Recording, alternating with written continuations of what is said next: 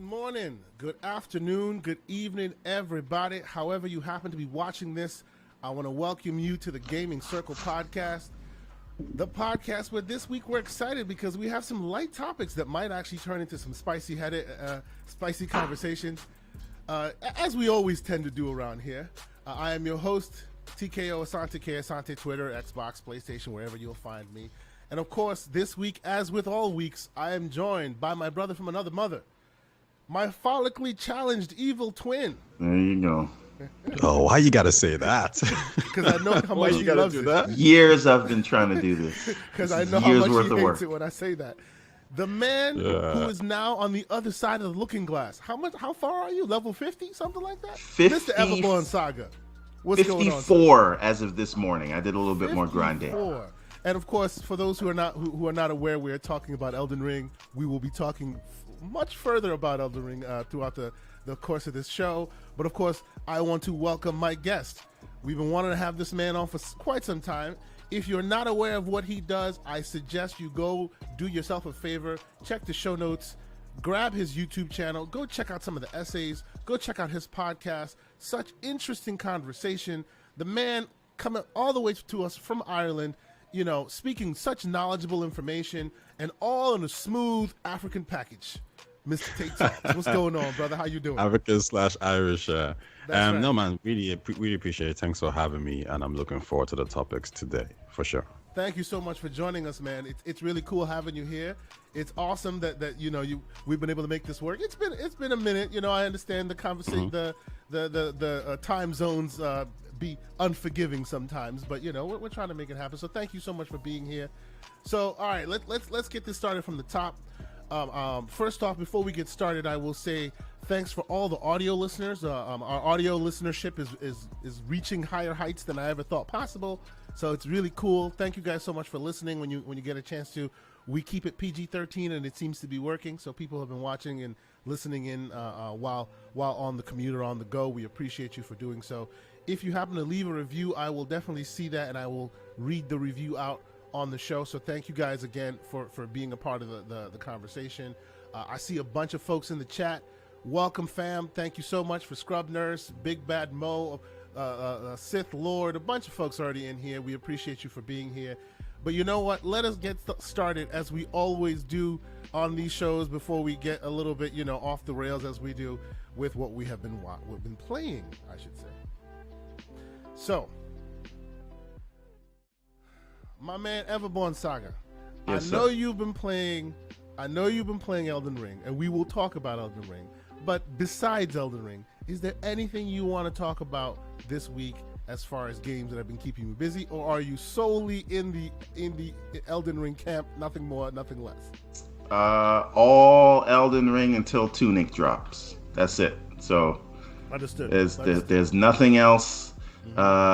All day I dream about grinding in Elden Ring. I don't know what that acronym is. All day you dream about jumping away from the boulder so you get more credits. Yes. But see, once you do that, it gets diminishing returns. So if I want to level up right now, it's going to take me 17,000 runes, and I only get 1,900 runes from the boulder. So it's if you want to do it 10 times to level up once, you can, or you can find a spot where you get 1,500 runes from a bunch of people that are just standing in the woods. You creep up on them, and you're netting 7,000-8,000 runes every time. We're not making this the Elden Ring podcast this week. Yes, it is. No, Today we're not. No, we're not. That's what it's I'll be so out of place because I wouldn't even touch that game. There we go. TayTalks. That is wonderful. That is the reason why you are here on this show. This cannot be the Elden Ring podcast. What have you been playing this week, sir? Please. So I got Dying Light 2, right? Great game. I was really looking forward to it. I was actually hoping it was going to be on Game Pass, but that didn't happen. So when I purchased it, it will be. Still might. It will be, but it's one of those games that you just want to play straight away, Zeitgeist, and the reviews were saying, it was glitchy, it was undercooked, and that I shouldn't buy basically. But I did when I purchased it, and I guess we're probably going to get into this a little bit as well, in relation to Elden Ring. But I played it and I didn't have any problems whatsoever. I think crashed a few times, froze a few times, but it wasn't too bad, right? in terms of the game itself, the fact that you can choose your own, you can like decide what you want to do. You can like side with this faction. Like I love that. I'm a huge Mass Effect guy. If you give me the choice, I'm always gonna be there. And this game does do that, but I don't think it executed it the way I wanted it to. So while it is a good game, for me it didn't meet my expectations.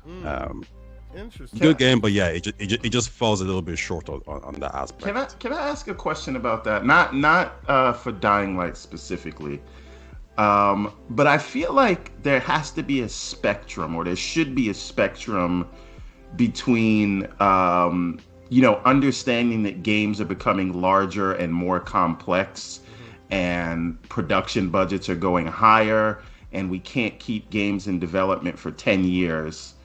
And also not giving a pass for games that are so broken you can't complete them. Sometimes I wonder if we spend too much time on, hey, there's pop in here. Right? Like, so I did not. Why'd you fight that guy? What are you doing, man? I was experimenting, bro. That's the No Maidens guy. Yeah. Jesus Christ. This is how it started. And the funny thing is, the Elden Ring podcast. Oh, seriously. He's gonna follow me. He gave me us the greatest meme in gaming in the last several years. No Maidens. He's gonna chase me forever, like forever. He's gonna be on me forever. And you deserve it.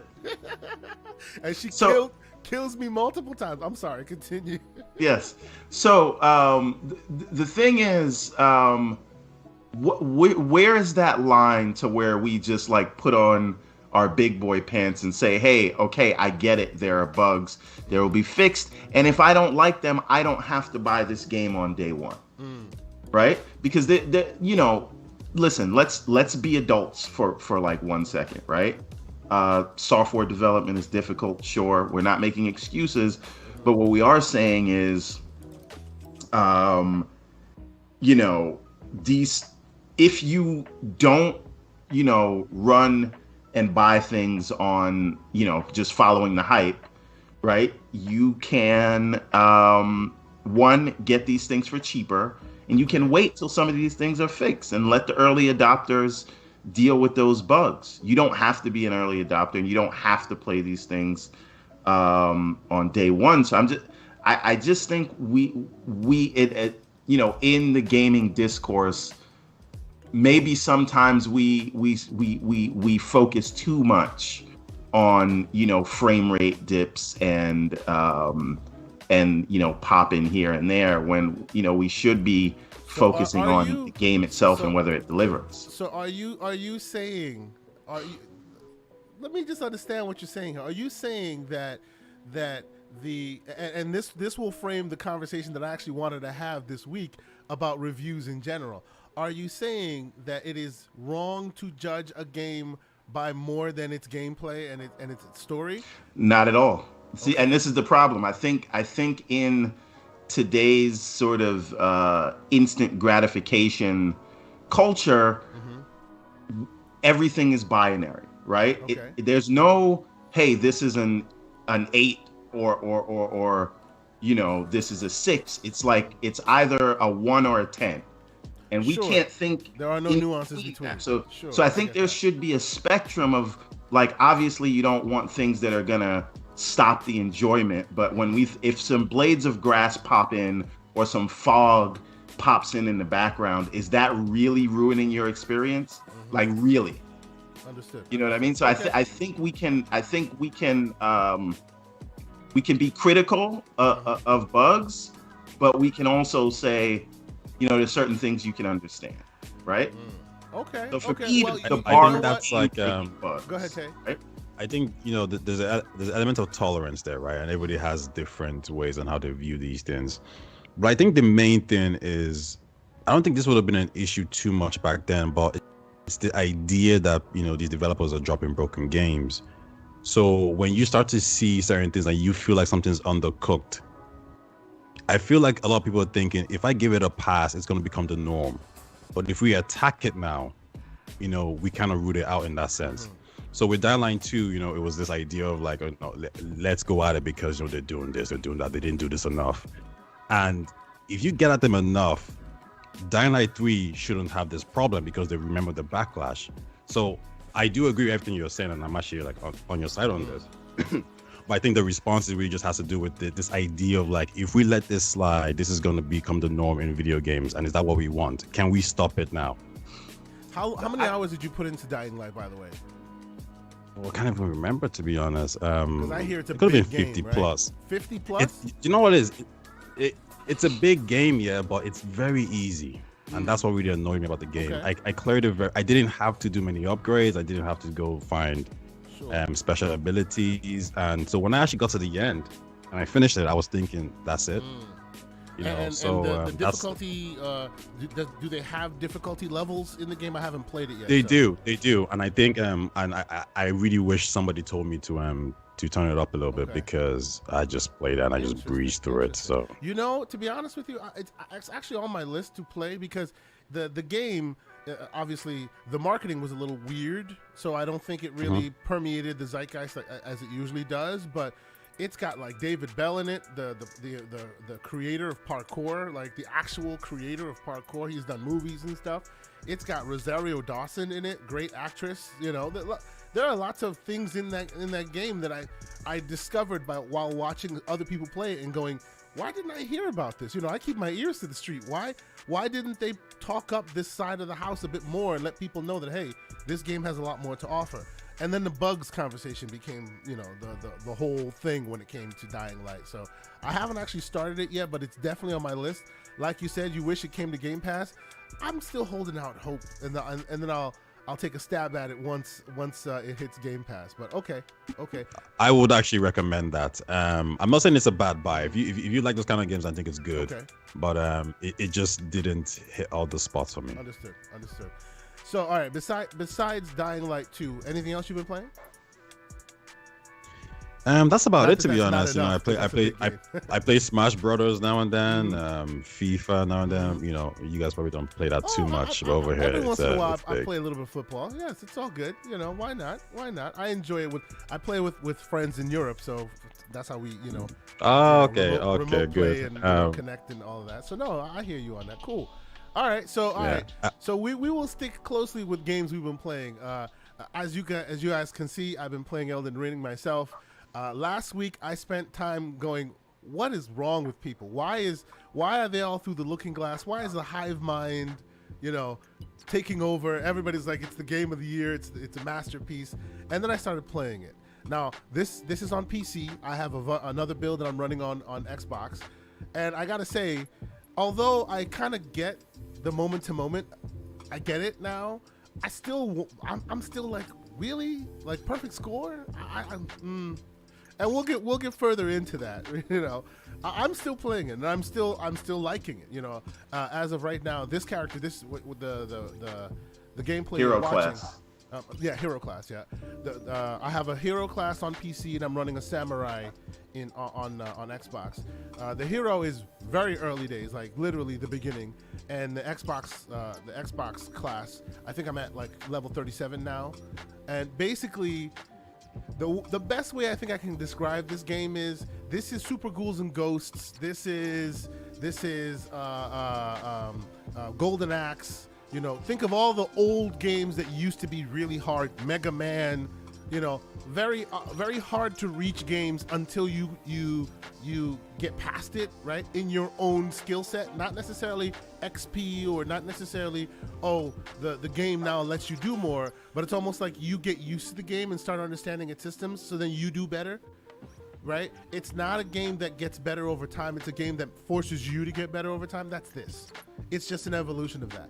My issue still with it is the fact that, in addition to the difficulty, which the difficulty is the difficulty, you know, it is what it is, the game itself fights against you to understanding its systems. Oh, here's a ring. It'll allow you to get, well, okay, I'm even putting the cart before the horse.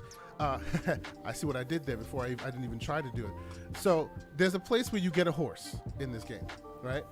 And the thing is, if you don't go there specifically at the time, or if you don't take the specific action, you will not know to get your horse. And you will be walking around this world for hours without knowing that you need to get a horse. Or, I mean, obviously you know that people have been playing, there's horses, right? You don't know how to get it. You just don't know how to get it. And until you do a certain thing, right? And realistically, it's easy enough to do this thing. Everborn, please, you've been playing wholeheartedly. Tell me I'm ridiculous, right? You can miss the horse. Am I wrong? No. Well, here's the thing. You can't really miss the horse, and I'll tell you why. You have to. It's like at the second site of grace you go to. Yes. And a lot of people think that you have to go to a specific one. You don't. It's any second one you go to.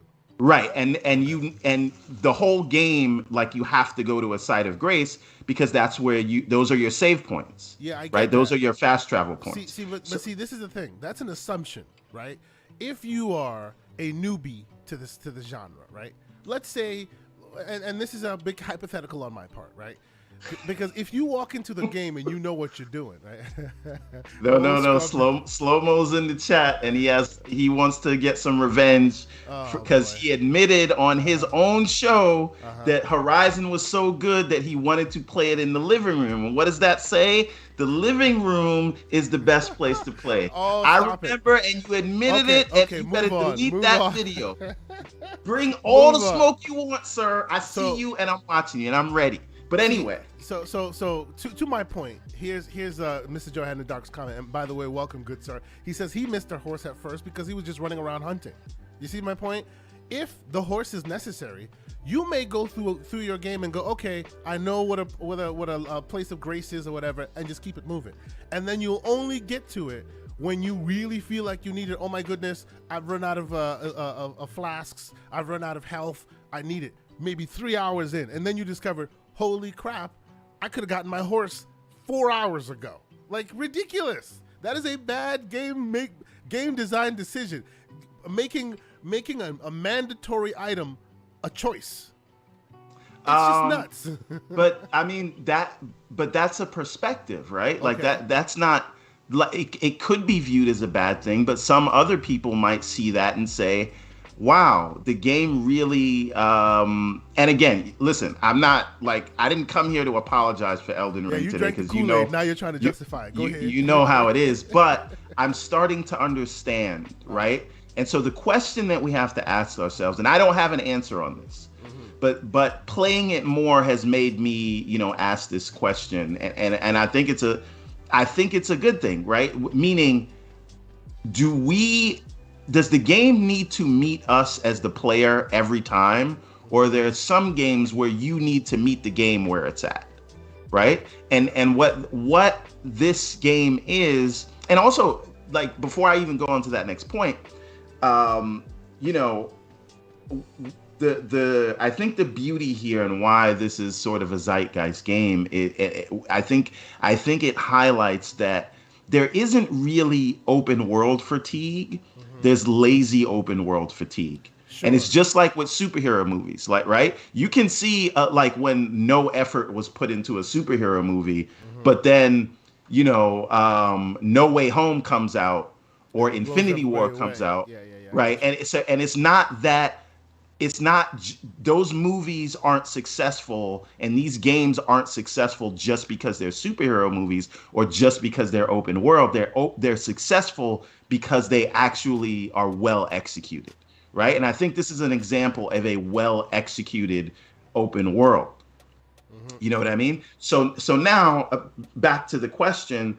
This game really allows you to play it the way you want, right? And so what I'm seeing is, I was very frustrated with this game last week when I first played it, because I walked out, I didn't know what was going on. There's no hand holding, none of it is intuitive. I don't care what anyone tells you. It's only intuitive. And then your boy told you about that boulder in that place where you can get that thing. Yeah, I'm coming to that.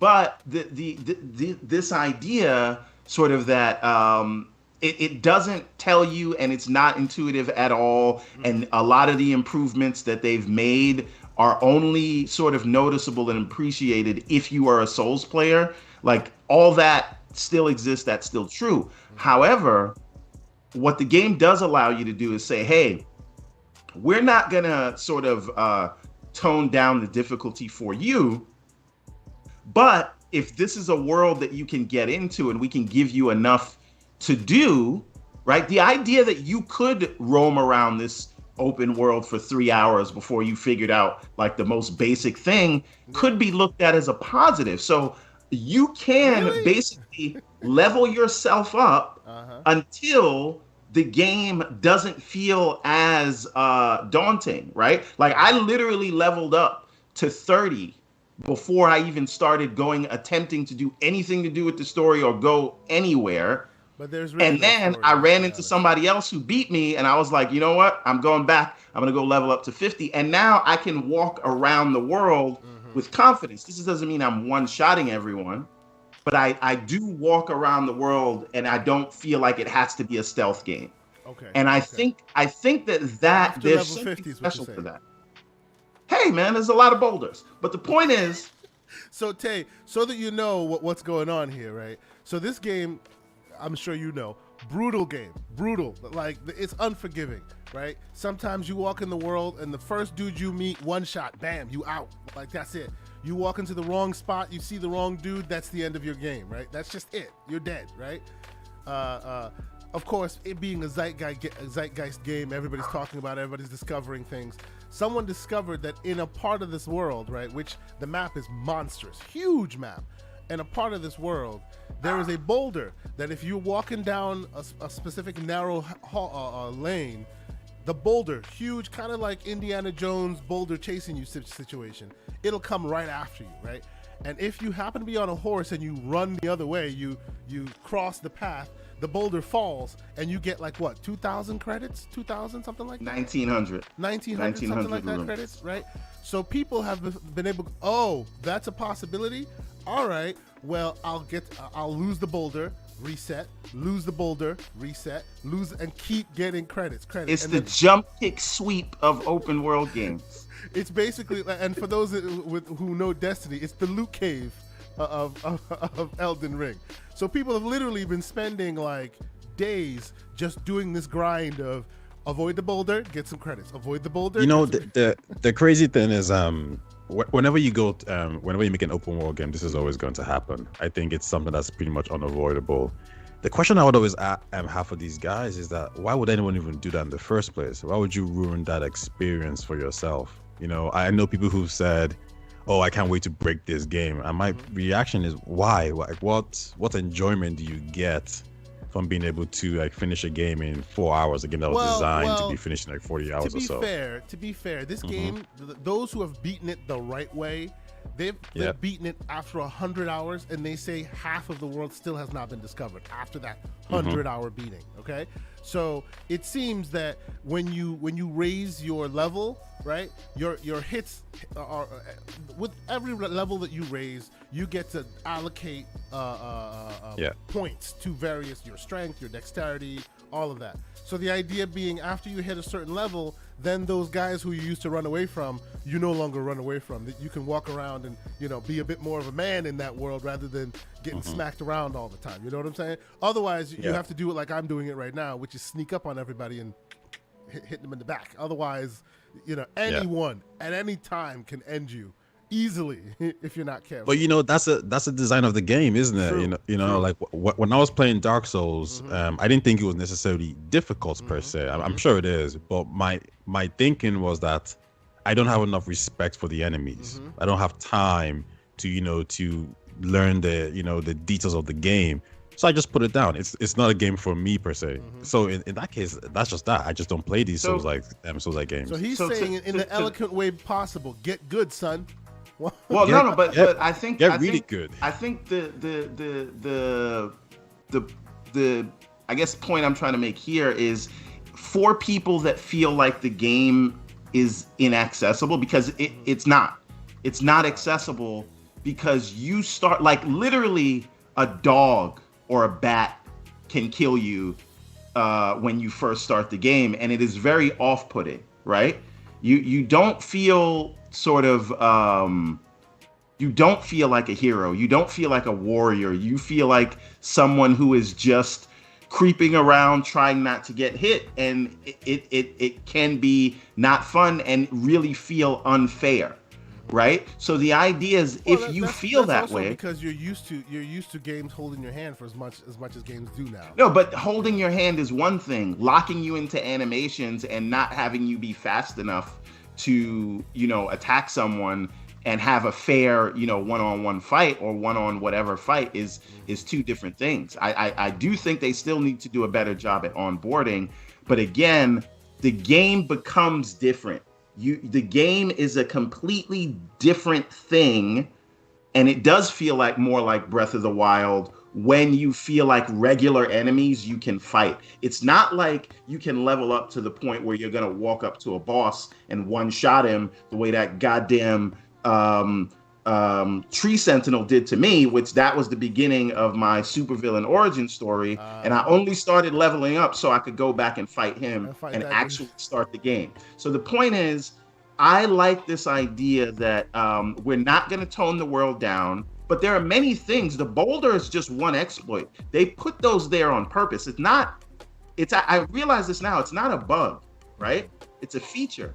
Because there's a dragon that's laying somewhere on the map, and it is so huge. I mean, like the size of the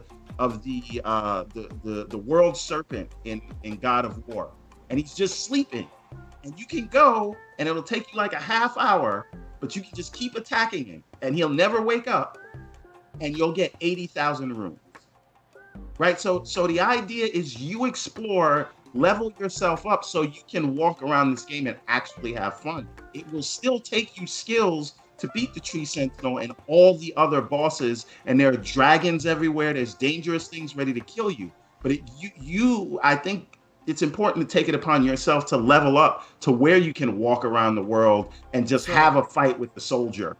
So and not Mr. Joanna Dark chooses to tell you to stop playing this game like a Sonic game.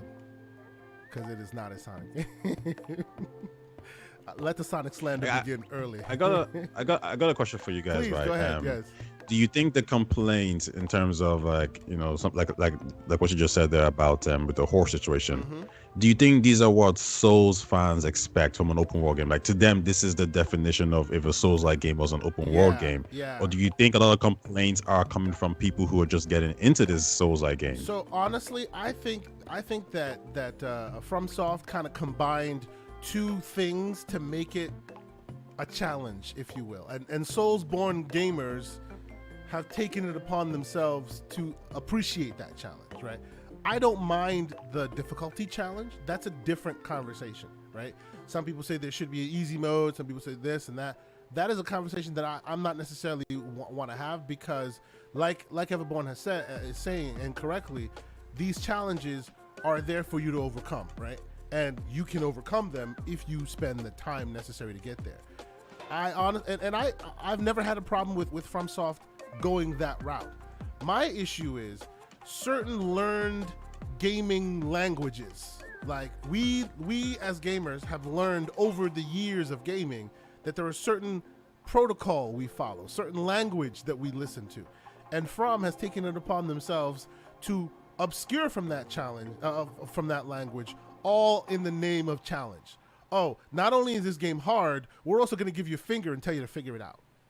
What does the finger do? Well, you're going to have to figure that out. You know, that part is where I'm going, come on, that's cheap, right? That is like keeping people from connecting with your game. Even if it's hard as nails, let it be hard as nails. But tell me this is a potion, right? And show me how to easily equip it.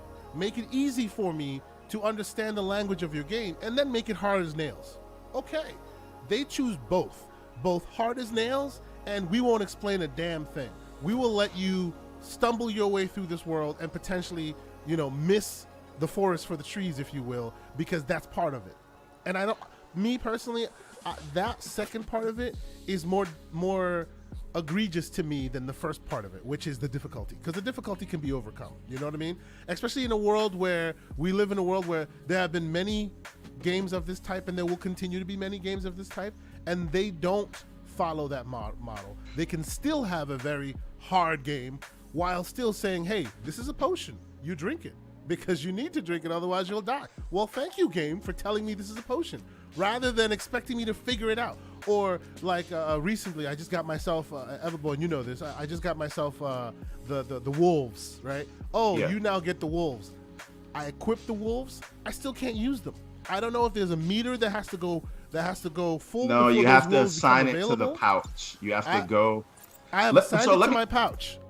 You press triangle, you press Y, and it shows you your pouch capabilities. One of them is call your horse. Another one is this. I've assigned it, and I've assigned that wolf to the bottom one. Still, it looks gray and can't be used. I'm sure there's a reason why it can't be used, but the game won't tell me why it can't be used. Well, hold on a minute. Hold on a minute. It does, right? Because it'll tell you maybe you don't have enough of whatever stat to use it. Because like right now, I have a magic ability that I got, and it's my first one, and it's throwing a projectile or whatever. Mm-hmm. And I actually had to level my intelligence up to 10 to be able before I could use it. Okay. And now I leveled up my intelligence to 10, and I still can't use it. I don't know why, right? But the thing is, one thing with this game though that I'm noticing is, and we tend to do this a lot because we will be reminded later in games. They show you a bunch of text, and you're like, "Yeah, I'll figure that out later." Move on. But they expect you to read every single one of them. Yes. If you don't read it that first time, they will never tell you again. They'll never tell you again. That's right. So the question again is, is that our fault are they trying to tell us, hey, maybe you shouldn't skip past this stuff? And maybe you should pay attention to what we're telling you? Look, man, we live in a world of EULAs. Who reads the damn EULA? I get it. And you keep it moving. I get it. Now, here's another problem, though. What I feel like nobody's talking. You can't pause this game. No, which is and it's also not a ridiculous. Live service game. You know the only place you can pause this game? The only place. At a site of grace. No. On a Steam Deck. Only place this game is pausable. Because you can put it in suspend mode. Every other version of the game cannot be paused, whether you're on PC, on console, whether you're playing offline, can't pause it. Steam Deck lets you pause it. Only one. Ridiculous. Well, here's another Why thing. can't you pause the game? Why doesn't quick resume work?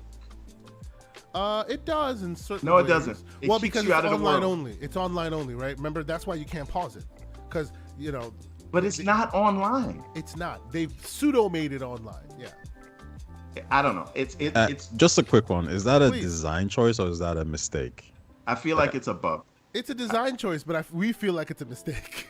Because so the thing with me and this game is like if they're making these decisions based on design and they want you, this is their take on what a Souls-like open world game is. They're making everything difficult on purpose. Then I'm fine with that. I'm good with that. Yeah. But I think the difference is like because not being able to pause the game seems like a bug to me. It's very weird. Strange. It's weird, especially a game that has co-op if you choose, right? And people will leave notes in the world to help you, and that's the online aspect of it. It's not like a Destiny world where there's a bunch of folks running around all the time. It should be pausable. There is no reason why. There's nothing that I can see that justifies it not being pausable, right? Nothing, absolutely nothing. Another one of those weird situations. But okay, so I feel like they could have worked their way around it. I don't know. I think so too. Like if you have someone in your world and you pause it, I get it. But if nobody's in my world, I should be able to pause this thing. A single player game. I'm just saying, it's weird.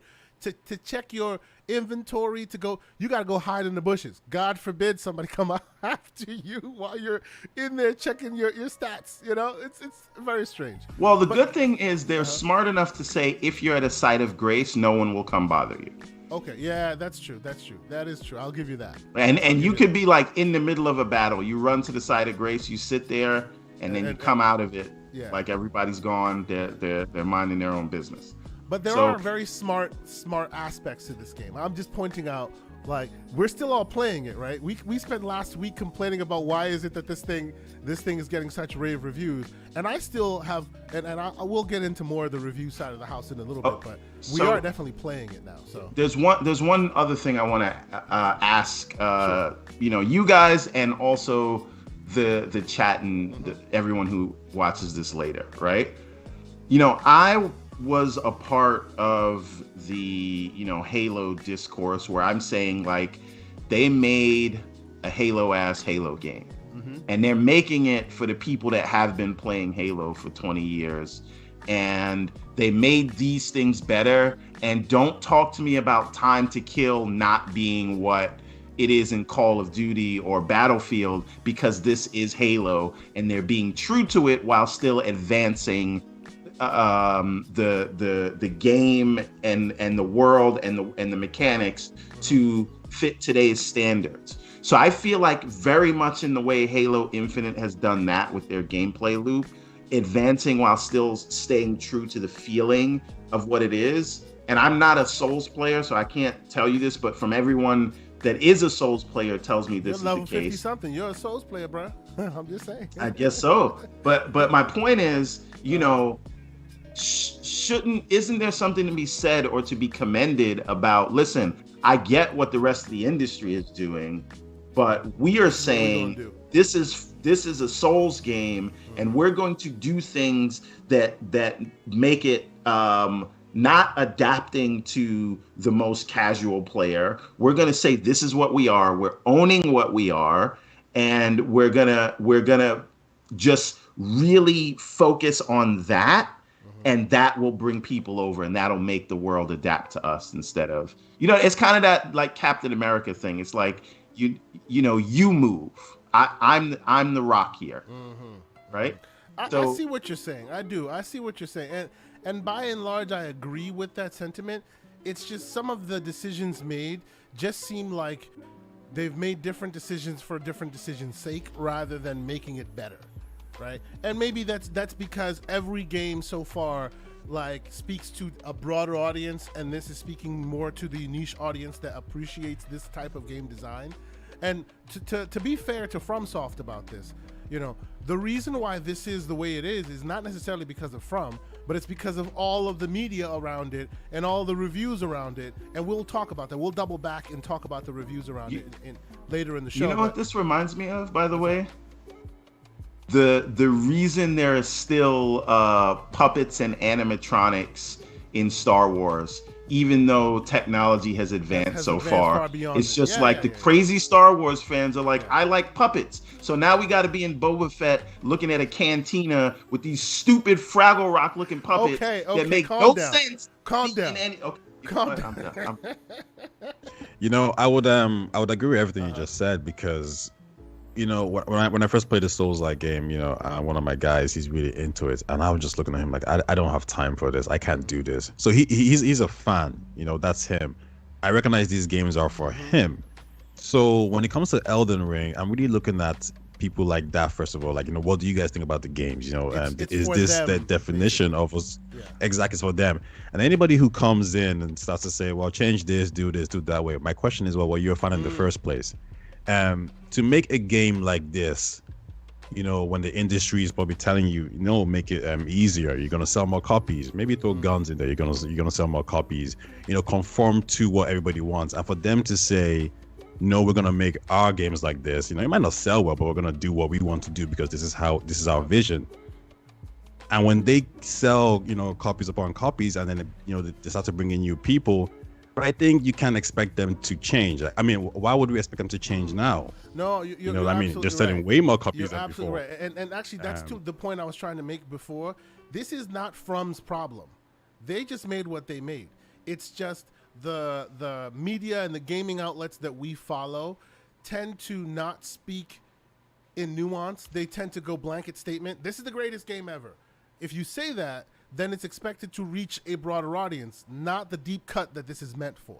So then a lot of people jump in, and a bunch of folks go, this isn't Breath of the Wild / FromSoft. No, this is Dark Souls with a bit of an open world. Like but see, I disagree with that. Like, once you level up, it really does feel like Breath of the Wild. Well, but that's most of FromSoft games, right? You have to level up. Leveling up, that part of the puzzle is not just a yada yada yada. That's a big part of the game, right? You just found a boulder to level up yourself faster, but under normal circumstances, and I appreciate that they put that there. People are working, and people who don't find that are working hours upon hours, banging their heads against the proverbial CG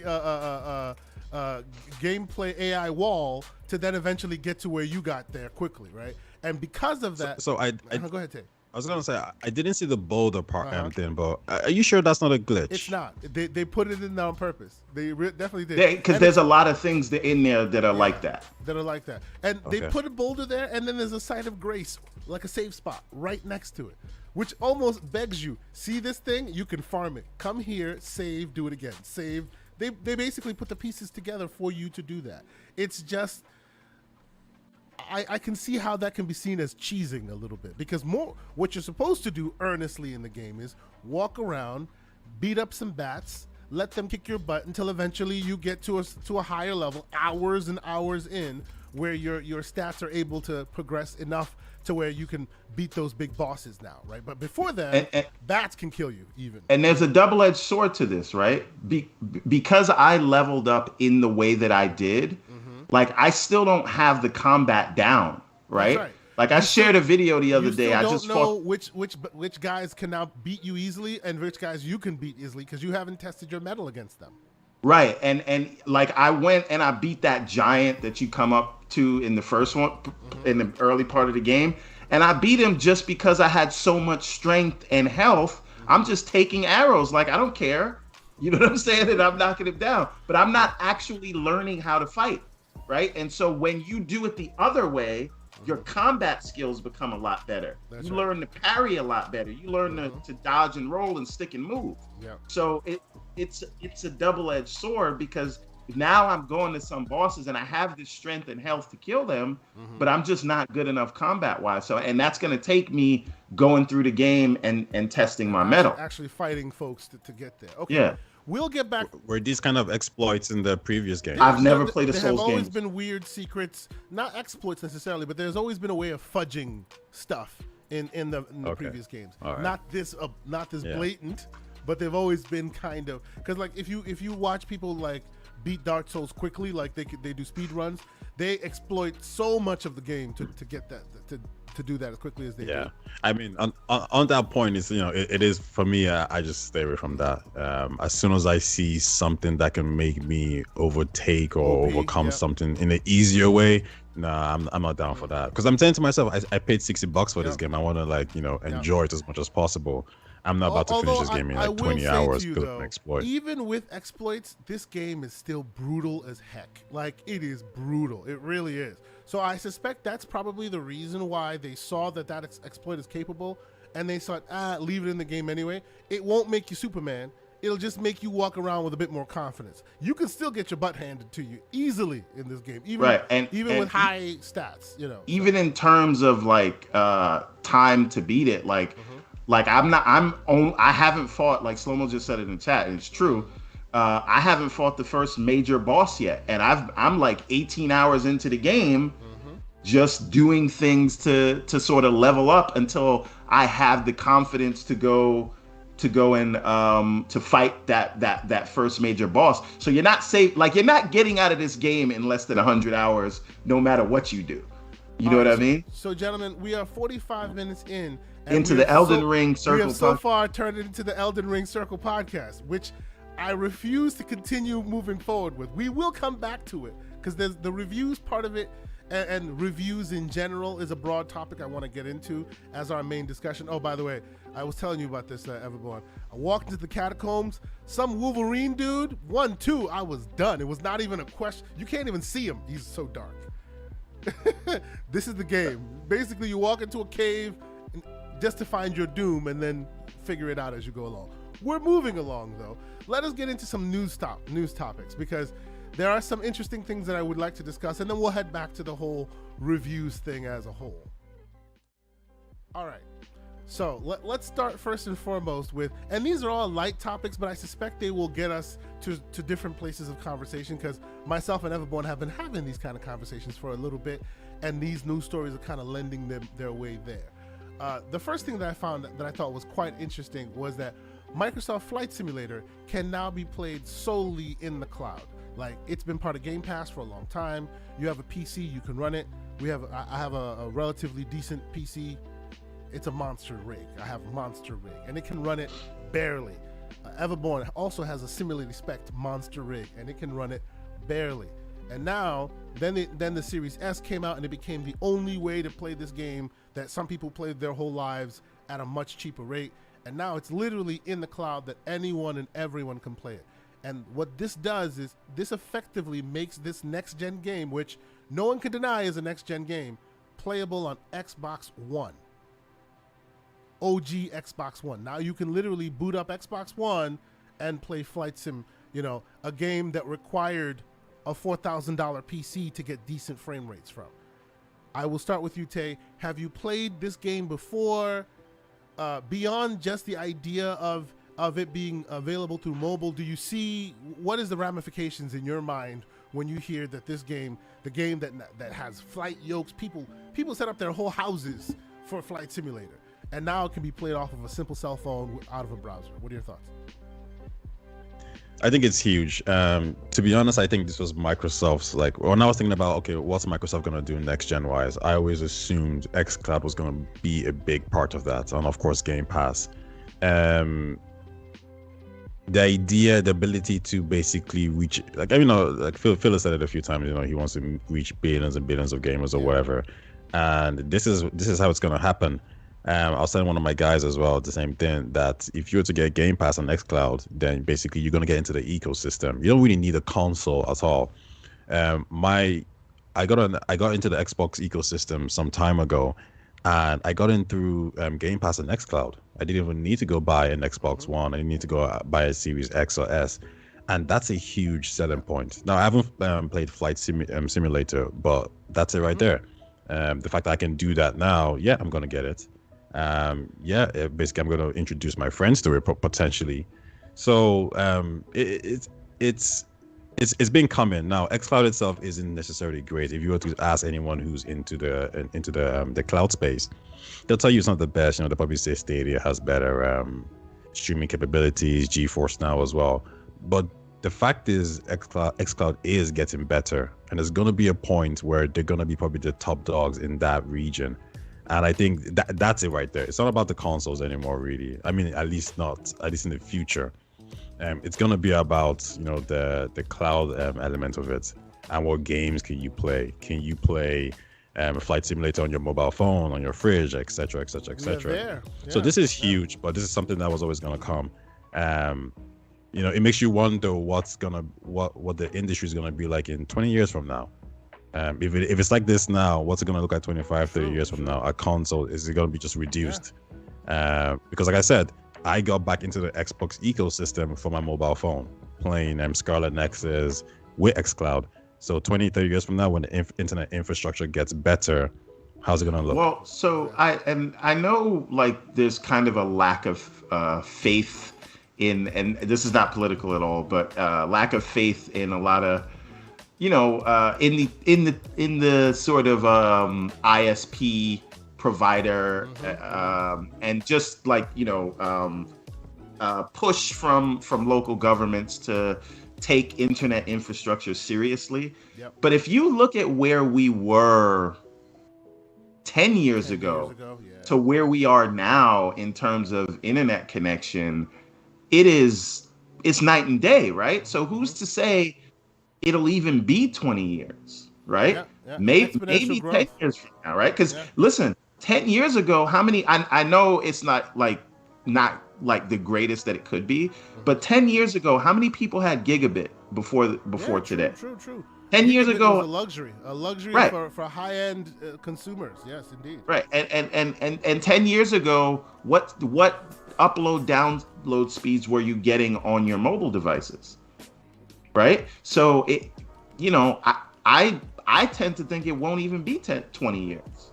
You know what I mean? And one piece of the puzzle that this opens up that most people don't think of, more than most, this game, if you download every piece of it, because there's the download part and then there's the streaming part, right? You have to download a big swath of the game. And if you choose to play more in Europe, you have to download specific European maps. If you European airports. If you any other region you want to play, you want to download those airports. When all is said and done, you're talking upwards of 140 gigs of storage, which in certain instances won't even fit on the Series S hard drive. If you, among other games, right? It is a big download, a big game, and now it's in the cloud, and you don't have to when I wanted to play Flight Sim on my PC, I had to hit the download button and then go away for about 2-3 hours for it to download everything. And in addition to downloading the first piece of it, then you go into the store and then you download the upgraded version of the airports, which also takes many hours, and you go off and you go do something. If you say, hey, my PC is empty and I want to play Flight Sim, you have to bake in at least 4 or 5 hours of download time just to get the games on your hard drive, have it all installed and configured before you can play. This is just hit a button, streams to the cloud, you're playing. Obviously, fidelity is lost, some, but we live in a Netflix world. Who puts in a Blu-ray anytime they want to watch The Matrix? Most people don't do that. So it's only most people also don't watch The Matrix these days, which is a prime shame. But that's that's neither here nor there. You know, I'll stand on my square till I die. It's fine. It's fine. But what do you think, Everborn? This thing is now. Well, I was gonna say I was gonna say, like, just on the point you made there, and what Everborn said is, in relation to time, you're right, because so when I was playing, I was trying out Stadia and I was playing Hitman, and I asked my flatmate to come over and check it out, and so I just gave it to him and he started playing it, and he never knew at any point that that he was playing a game on the cloud, and then I told him that was Google Stadia right there. And his response was, okay, it's here then. Like, streaming games is here, because I didn't even know it was any difference. Now, he's not crazy into like the frames per se, and he's not that detailed into it. But the fact that like there's already services providing that kind of quality already, I see the point when you're saying that, like, you know, it might not be 10 to 20 years. I just don't think xCloud is necessarily there yet in terms of quality, because I'm pretty sure if I gave him an xCloud game, he would tell the difference straight away. It depends when on the when game, it does get to that point. Well, have you tried xCloud console streaming? So like, I did. I noticed it. I noticed the difference. Because I'm coming from. So when I play Google Stadia, it's pretty good, and I know the community says GeForce Now is amazing. It is. Yes. So an xCloud is normally the one below that. Yeah. No. For me, like, my barometer for xCloud is, can I play Doom Eternal? And it's not there yet, right? Like, if I'm playing Dragon Quest 11, it's great, it's fine. Even Streets of Rage 4 and Ori, those are fine. Games that don't require this sort of low latency and input precision, you know, you can get away with it. But I agree that it's not there in terms of latency, and you can feel it.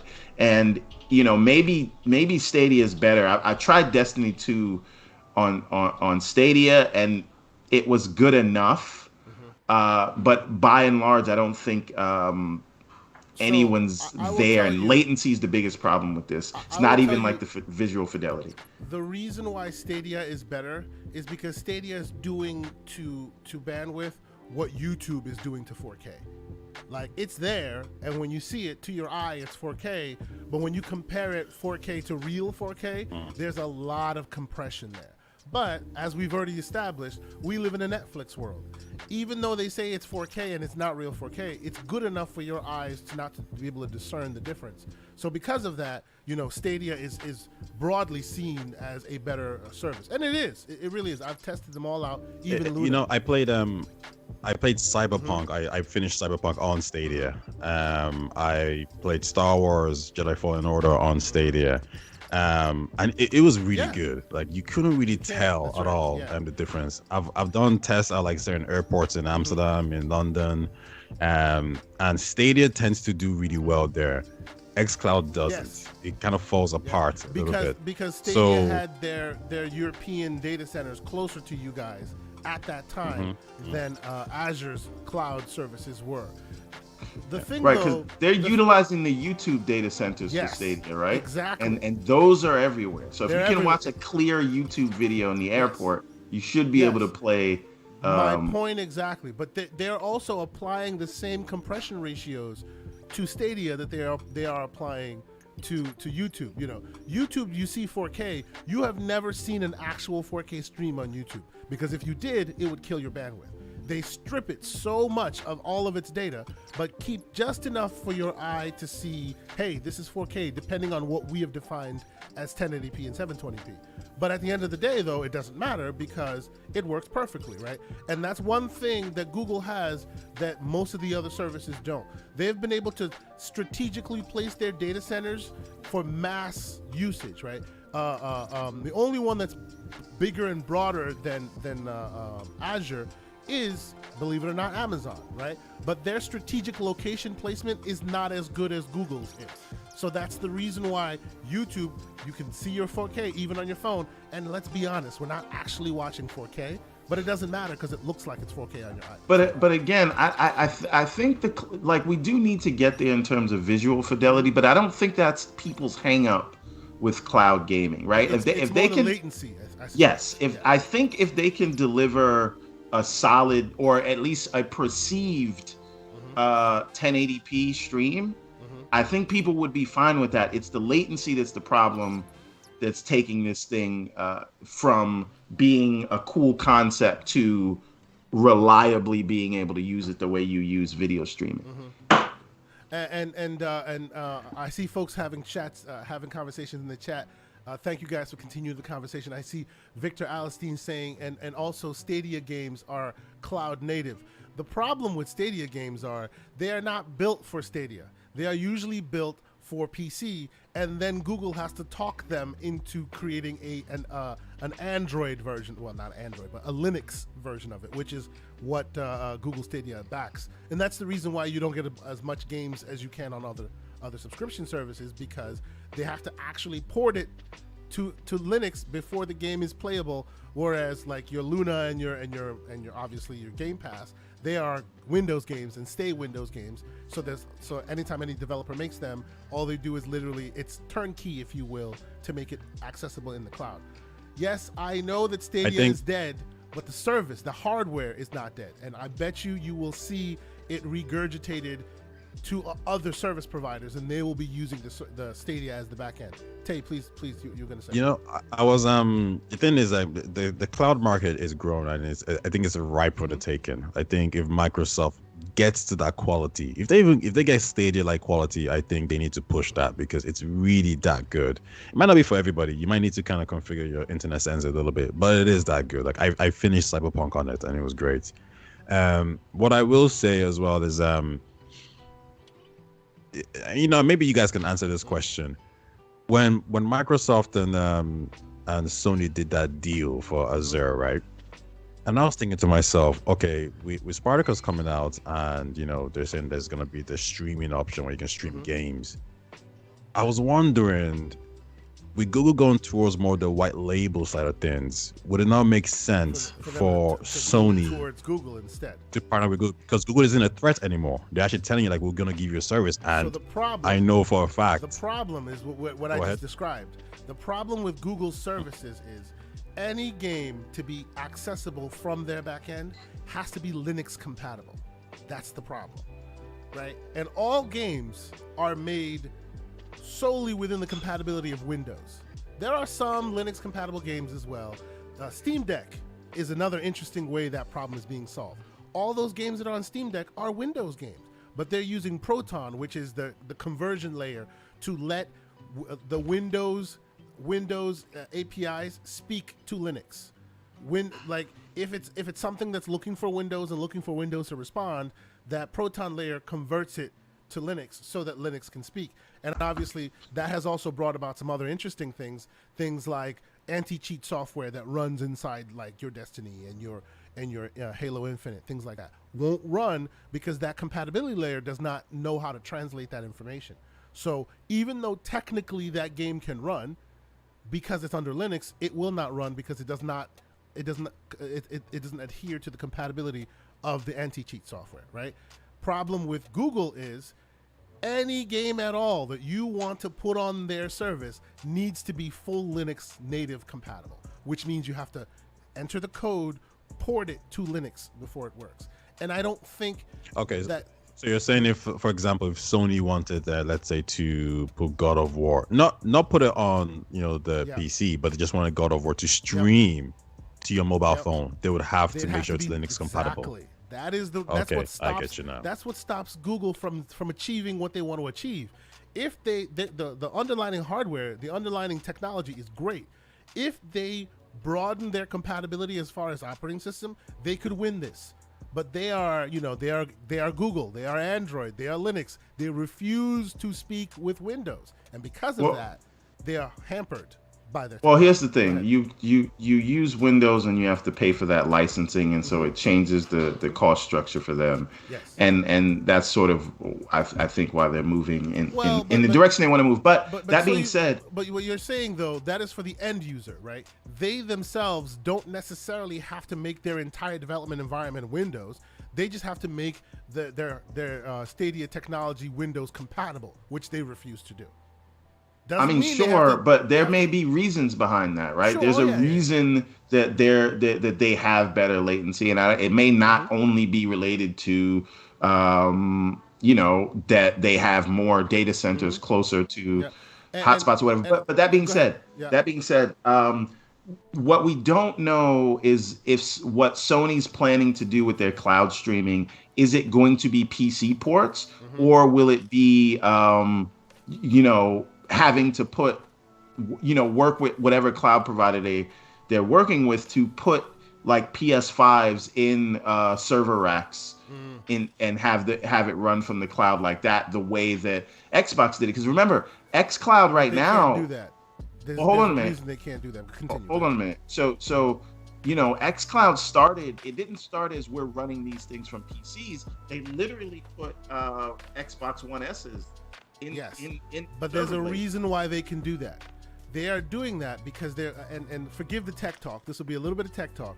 The reason why Microsoft can do what they're doing and no others can do what they're doing is that Microsoft is running hypervisors. So they're running not directly, this is your console and this is the game running on the console. No, this is your console and it's a hypervisor. So there are virtual machines running on the console that think they are Xboxes, right?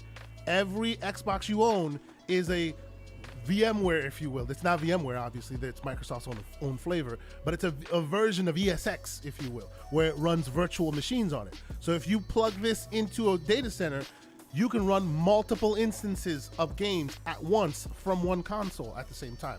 It's cost effective. Whereas if PlayStation were to do it, they would literally have to change their entire operating system platform, or they'd have to put twice as many consoles in the cloud because it would be one-to-one, one console to one user, which is not cost effective. Well, hold on a minute though. So you're telling me that a Series X can run 2 instances of Flight Sim at once on one Series X. You see what I said? It depends on the game, right? Obviously, Flight Sim, it would be one-to-one because Flight Sim is a monster of a game. But the way the operating system is built and put together from Xbox is it's a virtual machine. That's why when you put on a game that's a 360 game, you see the 360 logo splash up. When you put the OG Xbox in there, the OG Xbox logo splashes up. It's basically booting an operating system saying, oh, I am an Xbox One now. Oh, I'm a 360 now. Oh, I'm an OG Xbox now. Even if you put it in the cloud, that's exactly what it does. They have virtualized all of their operating systems, including the new one, including the one that runs series games. So that's what tells you when the next crazy Xbox comes 10 years down the line, you'll still be able to play all your old games because all they have to do is just add that VM capability to the. But then why would they then need actual Series X's in the server blades? Couldn't you just use regular sort of high-end servers in the rack and have it? Yes, you could. The reason why they're doing it this way is because it makes it as easy as possible for developers to build both console games and cloud games because they're the same thing. If you do it the way you're talking about, then there will always need to be different profiling because, oh, the cloud is a little different. No, the cloud is not different. The cloud is literally a console in the cloud. So when you, developer, are building, you don't have to adhere to any kind of console-like narratives or console-like protocols. You just build your console game as is, and they take care of the cloud part for you. So I'm going to go out on a limb here, and we don't know the specific details, and we may never know the specific details, but I think whoever Sony works with, it is going to involve them putting actual PS5s in the I cloud. would love to see it, because that would mean I don't think they're going to say we're going to port all our machines. games to PC and then that's how they'll be accessible via cloud. That would mean they are adopting virtual machines, which would be major. But they're doing this with Gaikai right now, no? No, Gaikai was a different beast. Gaikai was a what do you call it? A virtual environment in the cloud that you could then access, right? Same kind of idea. I get that. Gaikai is more kind of like PlayStation. What do you call it? NVIDIA GeForce Now, like a virtual computer in the cloud that can then play and send your KVM video keyboard mouse to your screen. It wasn't like, hey, it's a VM and then here's another VM, we'll spin it up.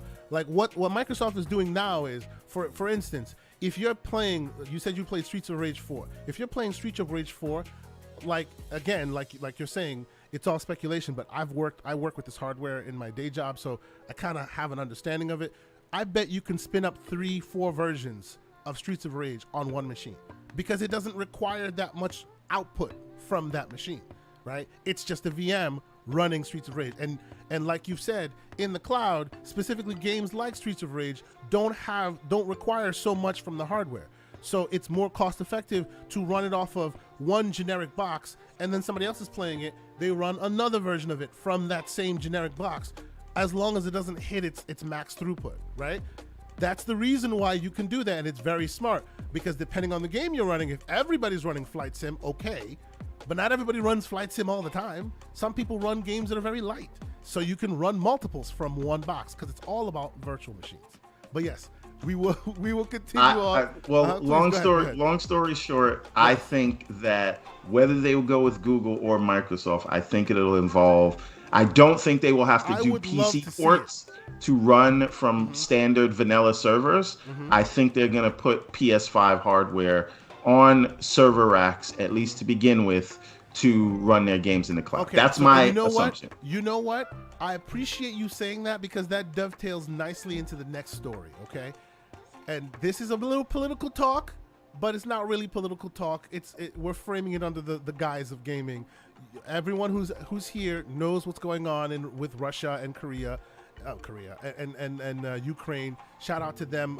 We're keeping them in our thoughts. For those of you who are closely affected, we understand you. It's crazy out there right now, and unfortunately, there are more important things to be talked about. But clearly, we want to frame all this in the gaming lens. And what this news story contends is that due to the situation with Russia and the Ukraine, this will further strain U.S. chip supply and actually global chip supply even further than we initially thought, right? So the whole chip shortage that was, oh my God, 2023, 2024, it might even be much longer now, because a lot of those mines where those precious resources are gathered are in both Russia and in the Ukraine. So that taking that into consideration, doesn't that then put more of an effort, more of a heavy pressure on the cloud if you want to keep the ball rolling? Because not a lot of people, both what you're saying, Everborn, they're going to put PS5s in the cloud. They may not be able to get enough PS5s to put in the cloud, because even consumers can't buy them because of what's going on here. What do you think of this? So, but I mean, I still, like, even if you're, so to that end, we've seen recently that, during certain game launches, we've seen queues to get into xCloud games. And you know what, right? I think that is, by the way, real quick, I think the reason why those queues are there is because a lot of people are playing heavy games. So then they can't double up on the hardware. They have to play it single hardware, and then you hit queues. Continue.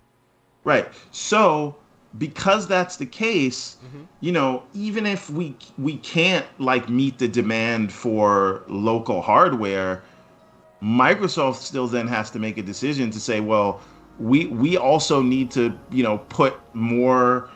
We need to create more server blades. So does that degrade the experience of xCloud? Because now it's like, if I want to, when I want to watch a movie on Netflix, if it takes like 45 seconds to start, I'm like, I'm done. I'm not even watching this anymore. But you've noticed that, haven't you? Like there are some times where you go and you'll find a game or a movie or a show that you want to watch on Netflix, but it's one of those movies or shows that not a lot of people watch, and it takes much longer to boot it than all the others do. And then I end up watching something else. And I'm just saying, as people begin to onboard into, cloud-only gaming, if people bombard that, right now, I don't know if on the back end Microsoft can sort of or can meet that the kind of demand of everybody playing online. So it's not just affecting local hardware, I think, because I think they're going to need to build out as well.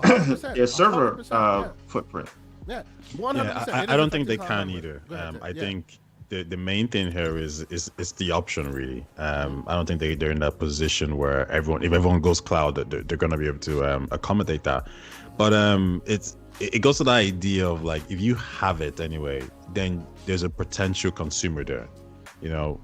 I became a consumer just because I signed up to xCloud with Game Pass. So I think that's really more the focus. I am interested to see, how they take it going forward, and of course with the chip shortage, it's not great for for the console industry. But I think it's a great strategy. I think the Series S and xCloud together, I think that's gonna be their trump card right now in this generation, anyway. Yeah, and you know what?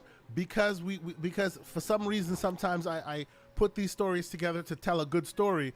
This dovetails well into this story, which is 20 years of Japan, of Xbox in Japan, and they've only sold 2.3 million consoles, which is something that's people sell, for 6 months into a console life cycle? This is what they've done in 20 years.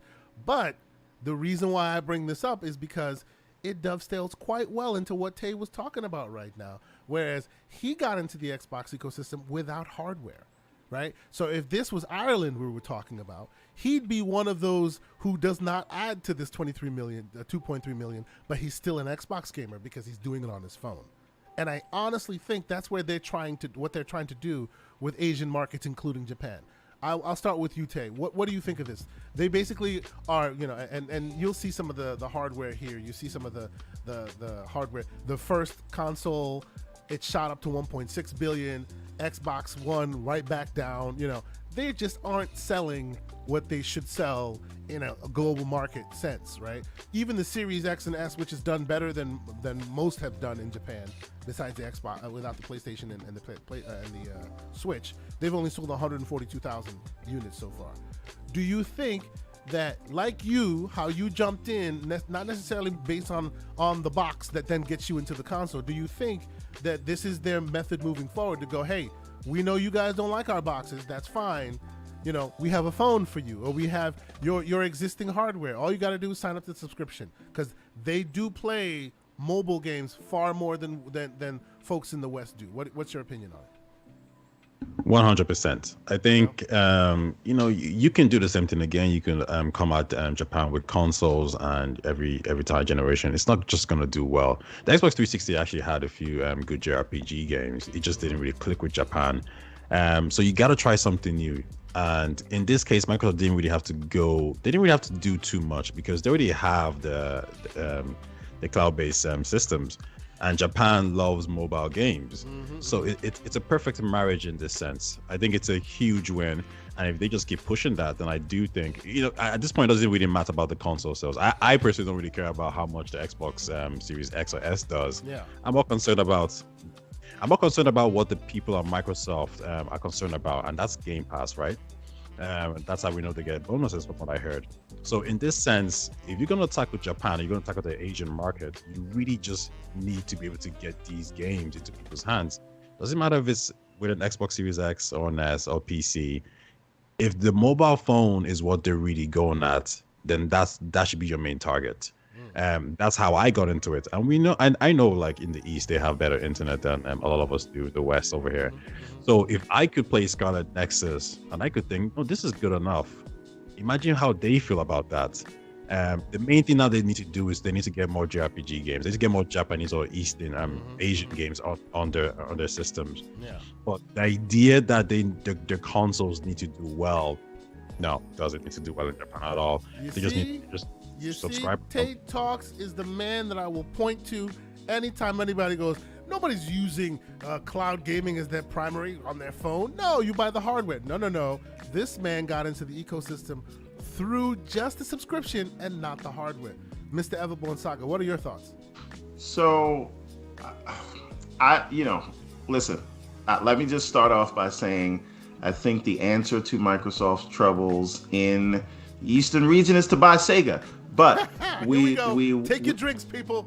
Take your drinks. It's time. Go ahead. No, but so I think these numbers are damning, and they highlight the chicken and egg problem. Yep. Now that can be changed, right? 21st century problems they need 21st century solutions, and that 21st century solution is maybe this xCloud, right? So if I can't convince you to put these boxes in your homes, let's make it a service. Remove the barrier of entry, but that's only phase one. If you want that market, yes, they're gonna play COD. Yes, they're gonna play. Maybe they'll play Halo and Gears and those things, but really, you have to meet them with that content. And part of the problem, like the 360 sold 1.6 million, which is abysmal when you consider the numbers that Sony and Nintendo were doing, even in that generation, but it's a high point for the platform. They did that because they had a user base that was inignorable, right? And so what's happening now is they really can't get into the room with a lot of the people they need to get into the room with, and deals miss them because it's just not their home region and they're not there.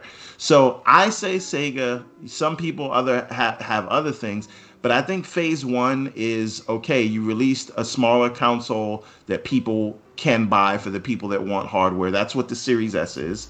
You've removed the barrier in terms of if you don't want to get a console at all, by saying here's a cloud-based service that will run on your phone, or more importantly on your PC monitor, right? They will release a streaming stick, which I'm sure will do well in those regions for the people that want to play on their TV in their living room. But all of that is for naught unless you have the content.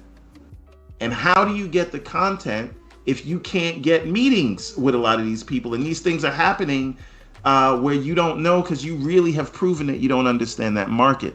So my answer is, it doesn't have to be Sega, even though that's who I want. And that's who they have the strongest relationship with in the region.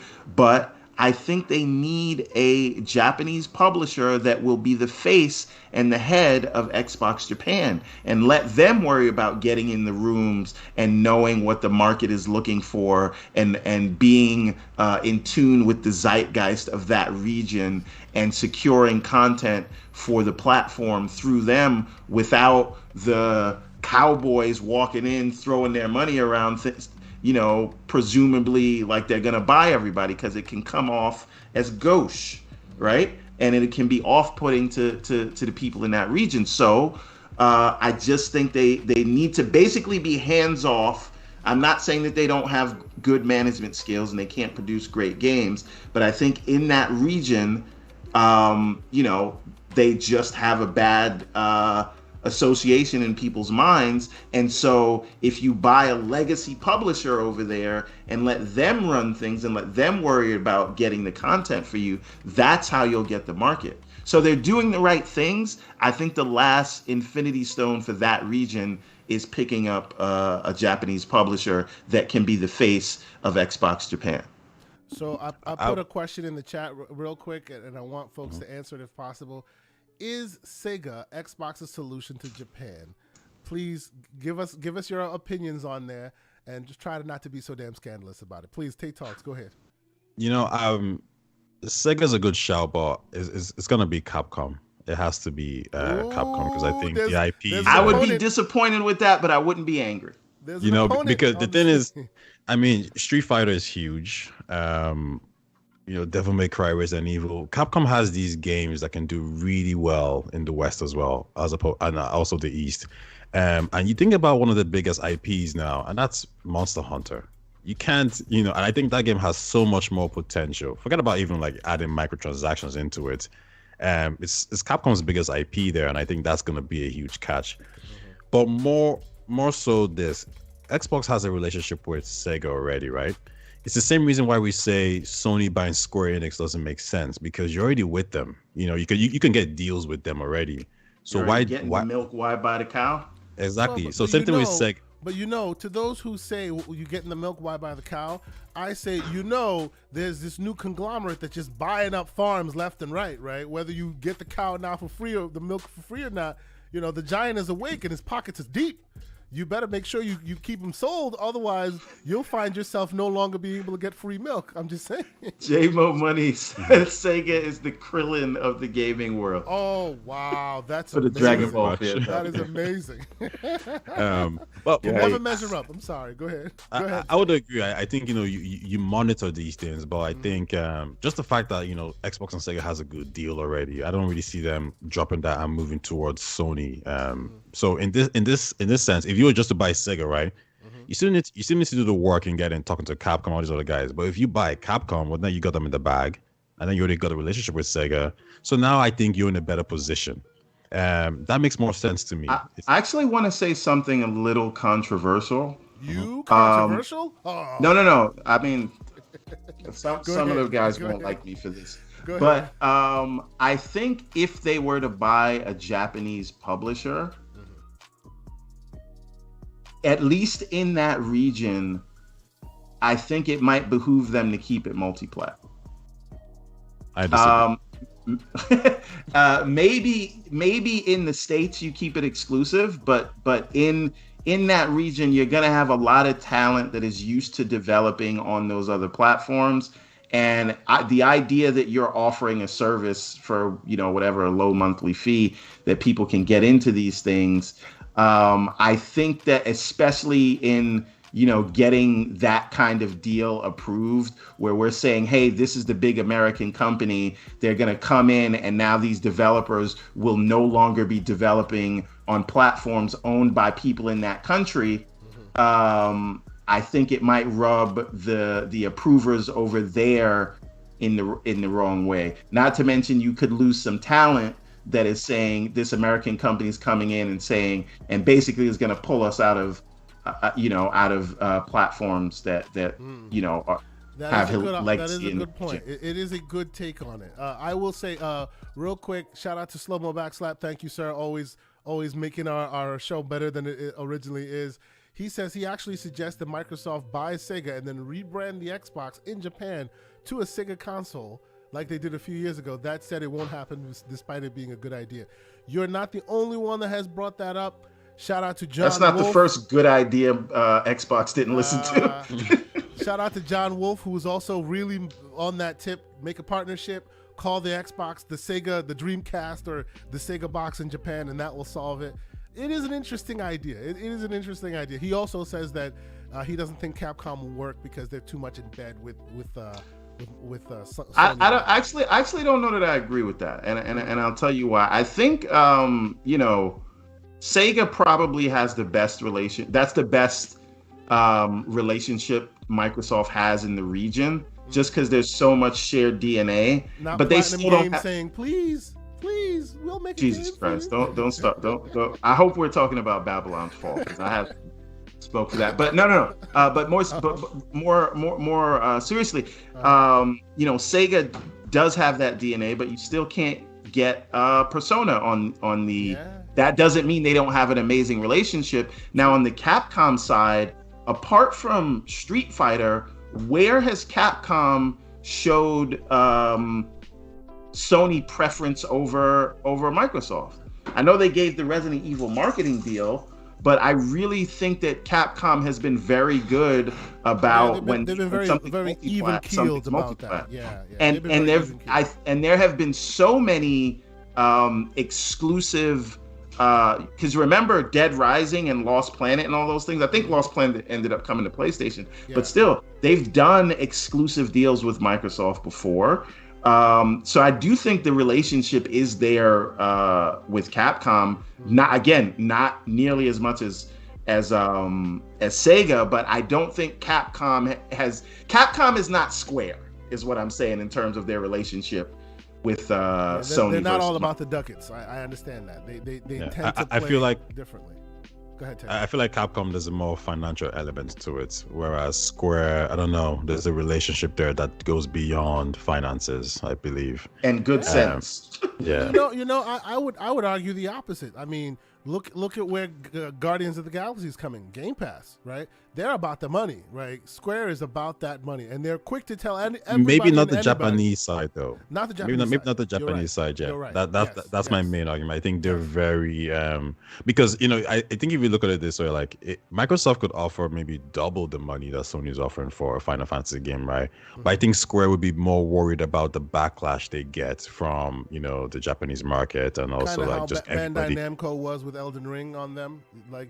Exactly. We see your bag, but we want to keep loyalties. I understand. Exactly. Now speaking of not what Slomo was saying about not executing on good ideas, Kay, you and I have been having this conversation a lot. We as legacy gaming fans or whatever, we want it. We there's this affinity towards Japanese developers in that region, and we want to see more of those things that you get in that region. Mm-hmm. But the question is, does Microsoft want to spend N number of billions of dollars to really be in a market just to let someone else control it?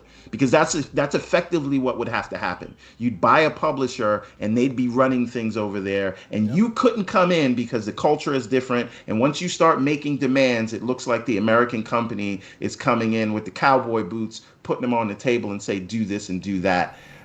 Is all of that worth it? Or do you just say, we're just going to be the premier Western publisher and we will basically bring Western games to the East, as opposed to saying we need to buy something that we effectively wouldn't be able to control? I contend that although they are still big on wanting to bring more of the Japanese and the Asia Pacific market in, by and large, they're changing the method at which they're trying to achieve that by recognizing that people are people. As long as they have enough of them, that will bring other markets into play for them as well. So before, they used to make overtures, like real hard overtures to all the various Asian markets. Please join us. Hey, we have games for you. They specifically made games for that market. Obviously, they didn't do it in the right way in hindsight, because they made one and then they did not allow for room for improvement or for a second version of the game. I'm talking to you there, Blue Dragon and all those other games, right? But it looks to me, at least from what I can tell, it looks to me that now the priority is, we got Game Pass. They have millions of subscribers. Look, with the Activision Blizzard deal, we'll have World of Warcraft. We'll have StarCraft. All of these games that basically own a large swath of the Asian market, StarCraft specifically, we will own and control them. And by doing so, all we need to do is get our localization in order and get folks seeing that, hey, we are the place where gamers can play. It doesn't matter what region you're on. And that in itself will bring more Japanese gamers and developers into the fold. Because if they grow the platform large enough to where you can't ignore it, like they basically did in 360. Exactly my point. They used to be very focused on, we love the Japanese market. Oh, we want more Japanese, and they're realizing that when you out there, catcalling and you're doing that, girl walk right by you. You know what I'm saying? Like you spent all the money to buy the Lamborghini. That's and right. You got all the jewelry and stuff, and you doing all of this to get the girl, but it turns out she's just sleeping with the pool boy. That's right. And all you need to do to get the girl, get the girl is recognize that when I'm at a level where I'm undeniable, she'll just walk on over by herself. Exactly. And that's what they're doing right now. These are grown man lessons, folks. Indeed. Take your lessons. Work on you, and the world will meet you where you're at. That's right, indeed. And you know what? Let us move on to the second to final topic I want to discuss, and this will better be talking about Halo at some point, because Slow-Mo's gonna kill us. we could talk about Halo. But I know that Tay wanted to have a little bit of conversation about the pending Spartacus reign. We were talking about in the background a bit about it, and he has some thoughts. So am I mistaken in that you play more on PlayStation than on Xbox? Because you were very much PlayStation in the last gen, and you said you've started dabbling back into Xbox now. So I suspect that I would not be out of school in saying that most of your games are played there, most of your friends are there. Am I mistaken? No, you're right. Primarily PlayStation, yes. So but ever since I got the Xbox, I got the Xbox Series X, so that's pretty much what I game now, primarily. Okay. So you have a vested interest in the PlayStation ecosystem. You most likely have games old school games you like in the PlayStation ecosystem. So what is this whole, now, obviously this is a new report that with the pending emergence of Spartacus, PlayStation Plus and PlayStation Now are slowly merging. Cards that used to be available to be purchased are no longer available. It looks like, the groundwork is being laid for the Spartacus announcement very soon. What are your thoughts on this whole Spartacus situation? What do you think? So I really wanted to hear a lot of people's thoughts on Spartacus, and one of the things that really hit me was that it was this idea that Spartacus is going to fail, or it's dead on arrival if it doesn't have day-and-date games, which I understand to an extent, but I don't think, I think the issue here is that they're assuming Sony has to compete exactly with Game Pass. I don't think that's the case, really. I think a lot of these things, it's all about mitigation. They just need to be in the conversation. They need to be doing something at least, right? So I like to think about this, like, if I'm Jim Ryan and I know I can't do day-and-date games, the question I would say, to my team is, okay, well, how much is it going to hurt us? And are we dead on arrival, right? And in this case, so the first question I would ask people is, what game arrived on day-and-date on Game Pass that made you subscribe? If I was asking you guys, what was the game that arrived day-and-date on Game Pass that you said, okay, I'm subscribing to this service? Okay, for me personally, I am not my subscription was not based on a single game. I am what is known as a grazer. I don't wife games for 50 years. I touch a little bit of this, I touch a little bit of that. I like indies, right? So the idea that, a lot of eShop games that, I love my Nintendo Switch, a lot of eShop games that you end up paying full price for end up in Game Pass before or after, or even at the same time, you just don't know it. When I started cluing into that, that's when I was like, okay, I'm definitely getting a Game Pass subscription, because then you don't have to play on Switch with 15 frames per second. You could play it on the Series X, right? That's what got me to sign up and continue to sign up. And the promise of first parties coming day-and-date, which they are slowly coming as well. So to me anyway, me personally, it wasn't like, oh, they said Starfield is day one, so that's why I'm subscribing, right? Unlike a Paramount Plus, which I'm subscribing for because of the Halo show. And the Sonic series, don't forget it. Knuckles, Idris Elba. Bring the Sonic on, indeed, yes.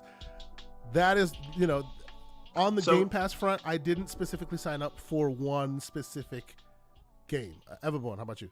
Yeah, I kind of want to add to that. I do think, so to your point, Tay, I think it's more so the idea of day-and-date than it is a specific game. Because I'll tell you right now, if it was just for one game that I wanted Game Pass, I wouldn't have signed up. I would have just bought the game, right? That's right. Because if I'm signing up for one game, then I'm effectively paying $180 a year, even though we never play that and there's ways around it. But let's just go with that number because it's easy math. Yeah. I'm not going to play $180 a year to rent one game, but the idea that I will have this variety of things, and anything that Microsoft does, whether it's a Halo and a Forza now and an Elden Ring later, and knowing that those things will be there, is the thing that gets me to sign up.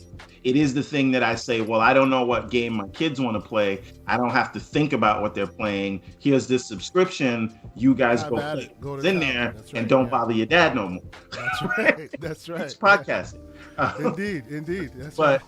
So that's sort of the idea. It is the whole, not these specific, not the sum of its parts. Right. But now to answer your question, Tay, more specifically, they don't need to do day and date. I do agree with that, but they also cannot say that we're going to charge more while giving you less, right? Yeah. In the face of your competitor saying, we are giving you not only these great indies that you get to try out or older games that you may have missed, but we're also giving you, as a result of these acquisitions, COD and Doom and Elder Scrolls and all these other things that they're going to do. So we can't say it's just indie content now. They have some of the best IPs that have proven track records that will launch in these things. And these are IPs that formerly sold 20 million, 30 million, right? So in the face of that, is going to be crazy. Right. In the face of that, for you to say, because we're Sony and we're so good, you don't deserve day and date. And to be fair, they're not saying it like that. No. They're I mean, saying we can't afford it. The price. They're not saying we can't afford it. That's what they said. You made $25 billion that year. You made this much more. I mean, it's not to say they're not lying, but that's what they said. They said they cannot afford their AAA games to be in Game Pass. They said they believed in generations, also, sir. So the point that I'm making is they absolutely do not have to do day and date, but in the face of what your competition is doing, you cannot say I'm going to charge you more and give you less. And I will give you an example. We've seen other streaming services come out and try to match Netflix price point, but they have nowhere near the level of content, and so they don't do that. The one other streaming competitor that came in to really challenge Netflix was Disney Plus. They had high quality content. They're not doing everything day and date, but guess what they are doing? They're charging you a lot less. That's right. Right? A Disney Plus subscription is nowhere near what Netflix subscription is. Right. And I'm sure they will raise it over time, but you can't come out the gate saying, for the privilege of signing up to our service, we're not going to give you, you're going to pay more just for the privilege. It's not because we're giving you the same thing. So I agree with you, Everborn. Tay, about that part of the puzzle, okay? And I don't know how logistically it works in Ireland. Obviously, they scale the pricing depending on the regions. Here, for a long time now, we are PlayStation Plus subscribers. We pay $60 a year if you're paying that yearly subscription, right? We pay $60 a year. And now, based on some of the conversations that have been heard and a lot of the leaks, the reputable leaks that have come out, they're effectively doubling the price of PlayStation Plus to $120. And I haven't seen anybody really, there hasn't been too much consternation about it, but me personally, I think that's a very bad look, an established service that's already there, that you won't be adding more to, right? Because basically the PlayStation Plus Essential is literally what PlayStation Plus is today, right? Only it's twice the price, What do you think of the various tiers? I agree with you that they don't necessarily need to be day and date. I agree with you on that because PlayStation has their loyal fans and their ecosystem of gamers that know what to expect. And they have quality content. There's a reason. There's a reason you don't put Spider-Man No Way Home. I'm 88 hours into Horizon Forbidden West. I know they have quality content. I chose Horizon Forbidden West over Elden Ring. Just started Elden Ring recently because I had to finish Horizon. I love their stories. I love the characters. Tay, what do you think of the various tiers of service? And is this, you as a person who plays on PlayStation, as we all do, is this something that will, based on what you've seen so far, will it entice you to subscribe? Yes, I will. I think it has to do with that word content, right? So, and I look at it this way. God of War has done, let's say, 20 million sales, right? I think 20 million. Horizon's done 20 million sales. Sony doesn't need to put those games day in days, but I'm gonna go under the assumption that they're gonna put these games there 1 year after release. Like, I mean, I'll say that, yeah. If that's the case, so in the first year, maybe God of War sells 10 million sales. That's good. That's great. But in the second, third, and fourth year, it's gonna accumulate another it's gonna get another 10 million sales or so, right? I think that's who you market Spartacus to. I think like those are the consumers you tell. Your day and date market. Yeah. Okay. The guys who get it day and days, they're gonna go pay $70 for God of War. They're gonna pay $70 for Spider-Man. They're gonna pay $70 for Horizon. But there's people like me who get God of War on the 3rd year or the 2nd year. And those are that's 10 million people who are going to go out and spend 40 or 60 bucks in the 2nd or 3rd or 4th year. If you flash Spartacus in my eyes and you say 20 bucks, 15 bucks, God of War Ragnarok has arrived 1 year after release, I'm pretty much going to sign up for that. And then I'm going to look at your other offerings. I'm going to look at Horizon Forbidden West. So for example, Horizon Forbidden West came out last month, right? If that appears on Spartacus 1 year from now, I'm going to sign up for that. I haven't played Horizon Forbidden West yet. I haven't played, and then it's about then we're looking at the content, because Spider-Man, for example, I haven't played that yet. I haven't played Miles Morales yet. And then it's a snowball effect. You start to see all these games that are huge games. Bro, I haven't played it yet. After this podcast, go put that in there. Start playing that. It's only 8 hours. But you know what it is, yeah? Because all these games, I want to play them on PS5. I want to play them. PS5 yet. Understood. I don't have one yet. I have a PS4. Understood. So if next year I can get one, then, and if all these games on Spartacus, it's not about day and date anymore now, because those are huge games. Like one of my friends, he only finished Last of Us last year. Amazing game. That game stays amazing regardless of the 1st year, 2nd year, 3rd year. And I think that's the advertising pool right there. Okay. It's those consumers, because if you think about it in this way, the Sony really wants maybe you on Spartacus day one, because if you're going to get Spider-Man day one, you're going to get Horizon day one, you're going to get Ghost of Tsushima day one. It gets to the point where they're actually losing money on you. But it's these other consumers who just kind of buy games here and there, maybe the casuals per se. They're the ones who are going to get these games. I haven't played Ghost of Tsushima yet either. Wow. If that appears, you're missing out. There's so much. I didn't play half the games he just mentioned. It's fine. Or GTA 5. So what? You always want to bring up GTA 5. Stop it. And as soon as you put those games that are, that didn't appear day and date on Spartacus or whatever, if that's in your service, for me, then the question then is, okay, like what's more valuable then? Is it Game Pass or Spartacus at that point? Those are huge games I just mentioned. I might not have the desire to go buy them for 60 or 70 bucks, but I do have the desire to pay 20 bucks, 30 bucks, 40 bucks for them. And at that point, if Spartacus is telling me you get all these games, amazing games, for 15 bucks, 16, right? But I'm signing up. That 16 is more expensive than Game Pass Ultimate. Is that doable? But it's doable because I'll give you an example here. HBO is a great service, right? Amazing content, right? HBO doesn't exist in Europe. So if it doesn't exist where I'm from, how can I compare it to another service? So if Game Pass isn't on PlayStation 4, which is like 150 million consoles, and it's on PS5, which is 20 million consoles, that's 170 million consoles that Game Pass doesn't exist. I could walk into a room with 20 people, right? And I could say Game Pass is amazing, Game Pass Ultimate is this, and their response would be, I don't have an Xbox. But your own admittance has told us that you don't need an Xbox to be part of Game Pass. Does that not work? No, that's true, and I think that's where Microsoft is doing a good job with the Series S and xCloud. But there's still a large portion of gamers out there who don't have this Series S and don't want xCloud. Okay. Exactly. One of my guys, Elder Scrolls Oblivion is on it's on PlayStation now, right? And it's also on Game Pass. And I told him, get it on Game Pass. It has way better games. And his response was, well, I don't have an Xbox, so what happens here? And then he got PlayStation Now. So I think that's where Sony really has to market that.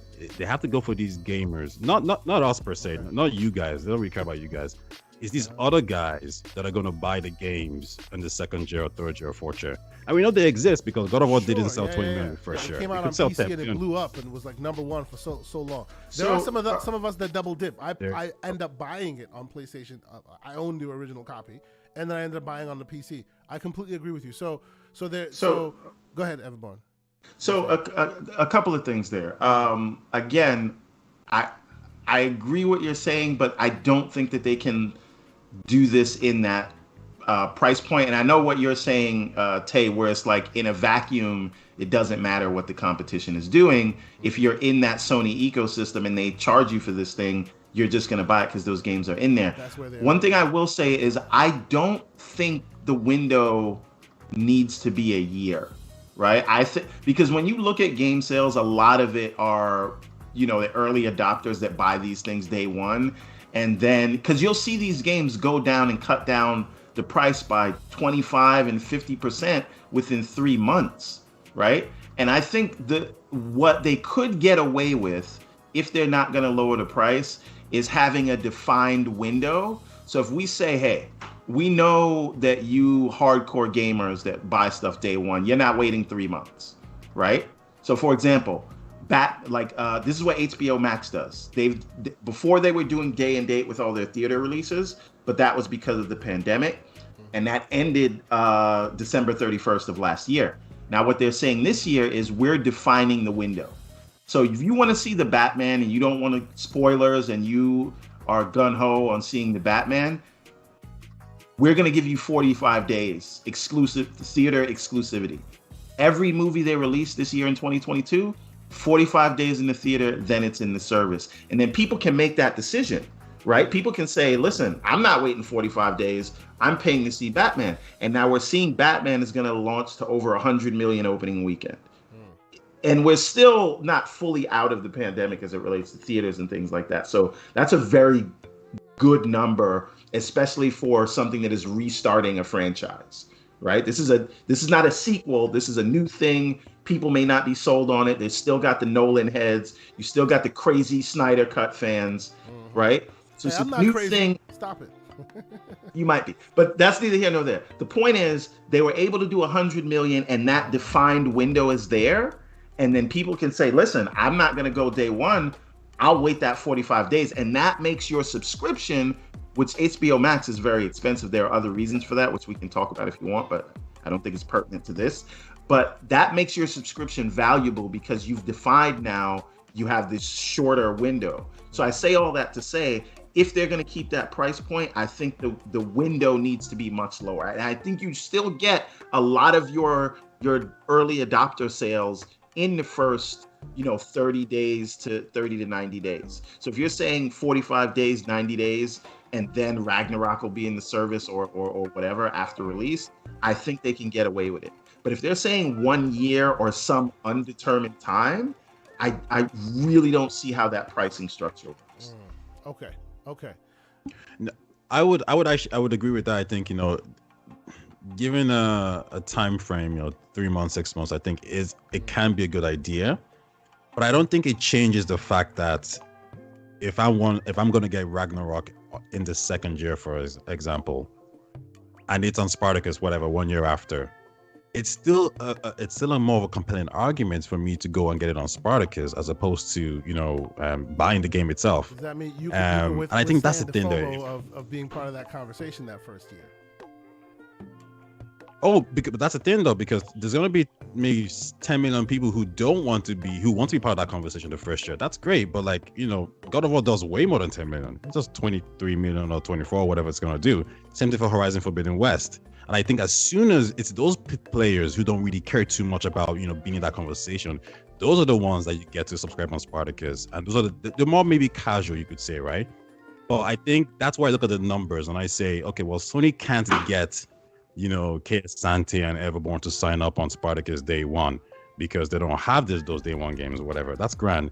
But they could get me and they could get other people to sign up.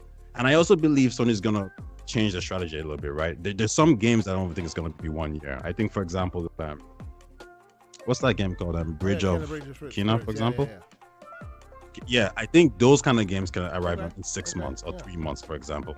I think Returnal, because Returnal is not a system seller, right? So you don't really care about the sales too much from that. It's not really that important. So I think that game could arrive in 2 months, for example. I think Ratchet and Clank can arrive in maybe 4 months or whatever. It's maybe your God of War, your Horizon, that you kind of want those console sales a little bit, yeah? And then 1 year, because those are the games that people are going to sign up to your subscription service for in the first place. Returnal is a game that I have no interest in paying $70 or $60 we paid $60 for that, and we regret it. We paid $70 for it, sir. 70, yeah, 70. But again, I still think you need to define the window, because a nebulous term says maybe this game will never come there. if you don't have it defined. And I think it gets very sticky if we say some first party games are 2 months and others are 2 years or 1 year or whatever, right? Because now you're kind of throwing it up in the air, and I don't actually know how much my subscription is worth. I think whatever the time period is, you have to say first parties will come in this amount of time. So if it's a year, I think you got to go a year across the board, and you can play with day and date or near date releases with your second party deals. But I would need to know, for me to sign up anyway, for me to consider signing up, I need to know first parties will be there either day and date or how far after. And it should be something I could count on. Because you don't want to be in a situation where I'm paying you every month and asking you when this thing is going to be in the service. But I think that's another point then, because, you know, when I had this discussion with someone and I would say, okay, fine, I've now signed up for, let's say, God of War Ragnarok, which came out the second year, right? But then it's okay, what is Sony's offerings there? And if I see Returnal there, if I see Ratchet and Clank there, if I see Spider-Man there, these games I might not be crazy about, I'm going to play. You know, everyone says, for example, Game Pass got them into games that they would have never touched. So I stopped questioning the price of the service when I'm entertained, when I'm playing these other games. When I look at Returnal and I say, well, Returnal is not a $70 game, but I mean, I'm already in the service for God of War. But I'll give it a try. Is Returnal and Ratchet and Clank? Because again, if you try to buy those games now, they are heavily discounted, right? So if they're delaying them by a year, you're effectively saying I'm paying $192 a year for these games that, by and large, Sony releases maybe for first party games in a year. If I wait a year to get them, I don't think all 4 of those games cost $192. True. Right? So by the time doesn't become worth it at that price. By the time they're accessible on that service, when you price them together, they'll probably be cheaper than the cost of the actual service itself. I wonder if people really do things like that as well. They don't. No. Although they don't, because somebody made this argument. But you see, somebody made this argument as well, right? And I remember saying to myself, like, because they said, oh, like, you know, I look at every game I buy and, you know, I check it out. And I'm thinking, okay, I've signed up for God of War Ragnarok on the service, right? And then I went to go play Returnal, Ratchet and Clank. I went to go play Days Gone. I went to go play Spider-Man and Miles Morales and Horizon Forbidden West and all these other games, right? That's like maybe 10 games I've played in a month. Am I really going to the PlayStation Store saying, well, that was 10, well, that was 20, that was 30, that was 15? I don't really think it's too complicated. Like, you know, we like things to be easy and simple. You take $15 from my account, I get all this, I'm good with it. You know, I don't need to go into the details. I don't disagree with you that it will be a subscription service that some will want, but I question whether or not it will be a subscription service that will rise to the level of zeitgeist that Game Pass has because of its lack of, like, blatant value. It doesn't, you know, if you're a PlayStation player, the value is there. But the way Xbox has done it, for better or worse, is just so blatant in its value that it's turning non-gamers into gamers just to be able to play that piece. Mm-hmm. And I don't think PlayStation's one will do the same. Go ahead, Everbone. To your point, Microsoft right now is spending a lot in terms of marketing and gaining a lot in terms of mind share. And the more prevalent the idea of Game Pass comes, if they actually become, like, when you think of streaming services, you think of Netflix. That's the first thing you think of. Yep. There's a lot of people that think of gaming and just associate it with PlayStation. So what the grandmother will say, they might see you with an Xbox controller, but they're gonna say you're playing the PlayStation. It used to be like that. If I was playing Genesis, my mom would say you're playing the Nintendo. Nintendo, yeah. Right? Because it's just synonymous with Get that. off the Nintendo. I'm not playing Nintendo, Mom. So as Game Pass permeates the consciousness of the sort of gaming populace, right? The casuals and things like that, and they know these things are there day and date, I think it becomes a harder sell for Sony, again, charging more to say we don't know what is going to come in the service and when, and you're not getting sort of day and date. I think it will, not today. If they did it today, I think they're fine. But a year from now, 2 years from now, you know, it puts more of a spotlight on the shortcomings of the service. Yeah, in comparison. But again, I do need to I'm not like disagreeing with you, Tay, because I do think Sony has content that will, even if you get it later, there are people that will sign up because again, there is a reason, and I said this a little bit before. There's a reason you don't put Spider-Man: No Way Home in any streaming service day one, right? Because I'll tell you, you're gonna make all the money. I'll tell you, if even though they may not get me because of the lack of day one, if they say, oh, by the way, you sign up to this subscription service at a certain tier, and when it gets a PC release, you get day and date PC, I'm there. Because I'm the kind of guy that likes to play PlayStation games on my PC as well. Yeah. I played Deathloop on PC. I played Sifu on PC. I played, I'm playing many places, God of War on PC, and I had to buy Steam codes for that all the time, right? If you tell me, even if it's an older game, when it releases day and date, this PlayStation game is now on our exclusive launcher, and you get access to the PC version because you already own the console version, I'm signed up, right? So there are ways of getting us there. That makes the pricing to me even more of a hard sell because now don't forget about day and date. I will seed you day and date. You don't need it. But now you're also telling me I don't have dual entitlement with PC. Which is a problem. I can't play this thing anywhere. So my subscription is literally tied to this one plastic box that I have. And that, but remember, but Everborn, the reason why that is a problem for you is because you live in a Game Pass world, right? Just like PlayStation and Nintendo have been setting the standard for years. Oh, new console, throw that old one out the trash. That thing's useless now, right? They have been setting that standard for years, and everyone was like, okay, until the new guy came into the mix and went, also, what are you talking about? This controller is still usable. Right? Fraud alert on me. I'm never going to play any of those games on my gaming PC, but I'm just saying principle. Sure. We know you're a fraud. We've moved on from that point. I've heard it. Fine. I've heard it a lot, and I think there's a lot of merit. I think Microsoft, it becomes less attractive as the years go by when you start seeing, the Fable, the new Fable game, Avowed games. It becomes less attractive. I think for those PlayStation fans, it's still a case of, if Game Pass doesn't exist on their console, then they can't. They'll still get in. Yeah. Like they can't, because I believe gamers are ready for a subscription-based kind of system, right? So because most of them have Spotify, they have Netflix, so the idea of online access. Exactly right. So if that's the case, and like I said, I could walk into a room with 10 people and say Game Pass is the best, and they might agree, but it doesn't exist on the console. So it's an irrelevant topic point to say Game Pass, right? What I do also believe is that Sony's adapting very well to a lot of things that's going on. They're very old school, They want things to remain the same, right? They want it to be all about consoles. Do you think that's the reason why Sony got rid of the browser off of the console, because they didn't want you to get access to Game Pass? Just a cynical thought from my brain.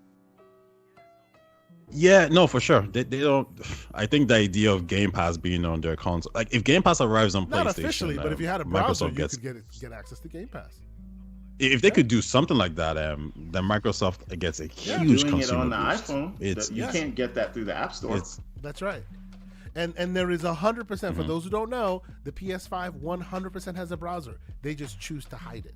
Like you can go in the background, you can almost make it work. Trust me, I've tried. But they've locked it down. Even the Switch, I was so close to playing Game Pass games on the Switch, but there's ways that they've kind of fudged it, stripped down the browser so you can't access it easily. If they were more forthcoming and said, hey, here's your browser, you can do with it, which PS4 has a full working browser. PS3 has a full working browser. You can play Game Pass on PS4 today. You can do it because the browser allows for that, right? They'll say it's not officially supported and you hit continue anyway and you're playing, right? PS5 specifically kind of fudged it a little bit. Cynically, I'm thinking maybe they don't want you to have that as an option for yourself. I wish I was wrong, but it all points that way. What do you think? If Game Pass is on a Sony platform, I think Sony needs a huge cut. You know, they're not gonna let you do it some roundabout way, anything like that. It's gonna take a lot of money, but you know, it shouldn't be on a PlayStation console just because it would defeat the purpose, and it'll probably just kill Spartacus as well. Options are good, man. Well, you know, I got options are good, but it's gonna it's gonna make it look worse. You know, you guys talk about like, well, you know, Game Pass is doing this. It's gonna make it look really bad. The key is that option not being available, so that PlayStation's offerings look good enough. And the minute that option becomes available, PlayStation's service looks bad to even PlayStation gamers. Well, here's the thing about that, and I don't want to be like because there's no morality in any of this, right? It's just business. Get the last word, everybody. It's not show friends, it's show business. That's great. But just looking at this from a business lens, if your business model is hiding the better competition from your customers, do you really have a winning formula that will last? Ding! That is a good statement. Well, my response to that is Sony's adapting to a lot of changes, right? So I think a couple of years ago, we said, "Hey, Sony has PlayStation games on PC." You would have said that's crazy, but you notice that like they're putting more and more games, and also we realized that they just bought Bungie as well. That's a deal we didn't expect to happen, and they say, "Hey, we're gonna bring 10 live service games as well." So they're changing and adapting as well. So I believe Spartacus, for example, they have a day-and-date game already, don't they? Next month, 2 months, April. They announced the day-and-date game. They did it with Destruction All-Stars also. That came out like day one in PlayStation Plus. So that shows that they're adapting, they're changing. I don't believe in 2 years' time we'll see the same type of Sony. I just think it's impossible. Right. I think in 2 years' time we could start seeing I think maybe even before that, because I see day-and-date games. So the strategy makes sense now, but in 2 years' time it wouldn't, and I don't think they'll be using that same strategy at all. I think they would have changed. Right. Now that's an important point, and it goes back to what I was saying earlier of how in the discourse we tend to have very binary views where it's like if you're going this way, you have to go all the way that way. And there is a world where Sony adapts to the market at the right time. Let Microsoft teach the consumer about streaming services and let them spend all of that upfront money until the consumer is trained to understand that, hey, you're going to pay this amount, you're going to get all these games in the service day and date. And now that all of that sort of groundwork has been done to train the consumer, Sony can just say, all it takes is a flick of a switch to say we're going to do day and date. Right? And at that point, people are so accustomed to paying for these kind of things. And remember, we've seen this happen before. There's precedence for this, right? You didn't always have to pay for online access. Microsoft with Xbox Live trained the customer to their detriment, in that case, that you need to pay for online service, right? And Sony didn't do that in the PlayStation 3 days. But in the PlayStation 4 days, they said, okay, now that the customer understands this, now we're going to charge you for PlayStation Plus. And I think PlayStation Plus has more paid subscribers than Xbox Live does. So there's a world where they can strategically roll this out to their benefit while making all the money that they can in the meantime to, grow at the pace that they need to grow. Because remember, Sony and Microsoft are two completely different sized companies. They're handling it totally different from a growth perspective. You're absolutely right. I have one point on like, when we look at Microsoft and how they deal with the exclusive content, they might go for 3 months or 6 months, whatever, whereas Sony might do, like, I think Final Fantasy is supposed to be 2 years or whatever it may be. I think in a couple of years, at some point, Sony changes that strategy as well. They don't care too much about, okay, fine, let's have this as an exclusive game for like 2 years. I think they start to do deals like, okay, maybe it's 6 months on PlayStation, and then it arrives on Spartacus for a year or so.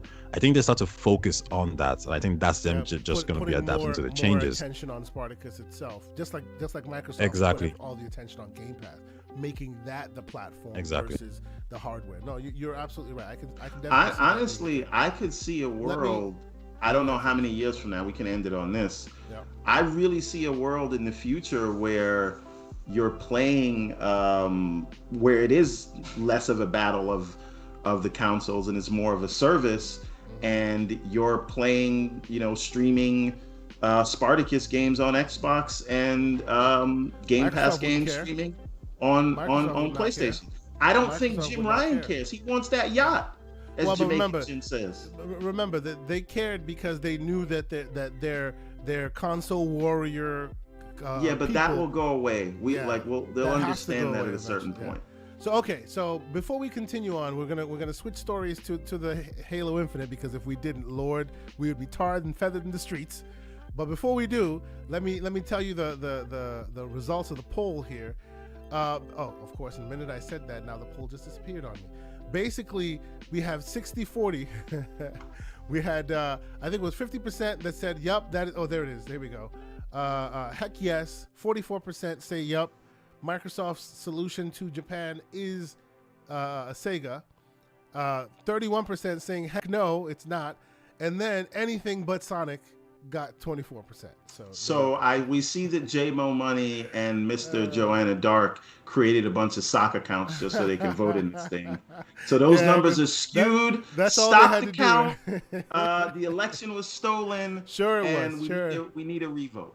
So, okay, real quick, before we get to, I want to talk about reviews in general for a little bit, but before we do that, let's touch a quick bit on this Halo Infinite conversation, where it has now been basically, and they've kind of televised this a bit, but now it's official. The co-op will not be coming in May. Neither will the Forge, neither will any of those other things. A lot of folks, I've seen a lot of conversation about what's going on in Halo Infinite land. As recently as I think it was yesterday or 2 days ago, I saw Parasolidity put out a tweet saying Halo Infinite should have been delayed at this point because all of these things are delayed anyway, and it's making the game stagnant, basically. So, Tay, I don't know. Have you played Halo Infinite? Are you into the multiplayer scene there? What do you think of this latest news of them kind of pushing the completion of the game out for a few more months? So I did play Halo Infinite and I finished it. I think it's a good game. There's some issues with it. I don't think, for example, like one of my friends asked me, would I recommend Halo? And the answer was no. Because I think when you pay $60 for a game with just a story campaign, it didn't, like, if you've played Ghost of Tsushima, you've played Last of Us, you've played Horizon, these are all single player games. You play Spider-Man, and then you ask me, should I play Halo? I'm thinking, I don't really know. Just for the single player campaign, the story isn't great. It's okay. It kind of misses a few hits for me. I think the gameplay is extremely fun, and I think not having co-op really hurt it for me.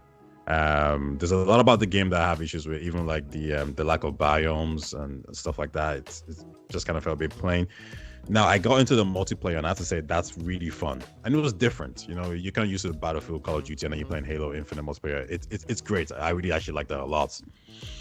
I couldn't really factor that into my review for it because it's free to play. So how can I include that into a review? Where anyone can get it. The lack of co-op really hurts it because I'm actually really looking forward to playing that game with my friends. So right now, the fact that it's been delayed, I think hurts it even more. I think the lack of content the game has hurts the multiplayer even more.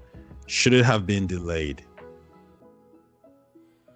Should have been that's a delayed tricky one. To like summer of this year, where it comes with co-op and it comes with the Forge and it comes with more maps. Like, if I'm not mistaken, and please, the chat, please correct me if I'm mistaken. They had promised that there would be twice as many maps at launch that actually released, and to this day, if I'm not mistaken, the number of maps they promised still has not been hit yet. So many months after its release, they still don't have as many maps as they said they would at launch. Yeah. So. Yeah, even when I was playing the multiplayer, obviously the fact that I couldn't choose the game modes, just things like this was really irritating. Like I couldn't understand a lot of design choices. What I will say is this: I think from a consumer perspective, like us, I think the game should have been delayed, but Microsoft managed to push out a Halo Infinite campaign with no co-op and lacking certain features as well for the beta. And they got a lot of praise for it. I think it got a lot of hype. I think everyone loved it. So I think from that perspective, it's a win for Microsoft. They win in that regards. But from a consumer point of view, no, I don't think so. I think this game should have been potentially delayed. The lack of content is really hurting it. And it's I don't play the stagnant. multiplayer anymore. You would expect them to add more to the mix, but it seems like they are committed to their plan, and that plan includes not adding anything for a while. Clearly something's up there. It's a really strange one, and I was saying, like, as soon as this game drops, like, everything needs to be reevaluated at what happened in 343 to make sure this doesn't happen again. That kind of money doesn't just, like, I don't want to say go to waste, because I think the game is a good game. It just really lacks a lot of things. I think it set the foundation that, like, Halo is back, but I don't think it knocked it out of the park, for sure. I don't know how you guys feel about the campaign, but it was quite disappointing. The multiplayer is good, but after a while, I'm seeing the same maps over and over and over again. I'm a little different because I really loved the campaign. But I'm admittedly, like, I haven't been big in Halo multiplayer since Halo 3. So, and I'm not big in any multiplayer game, so I was really only looking for the campaign.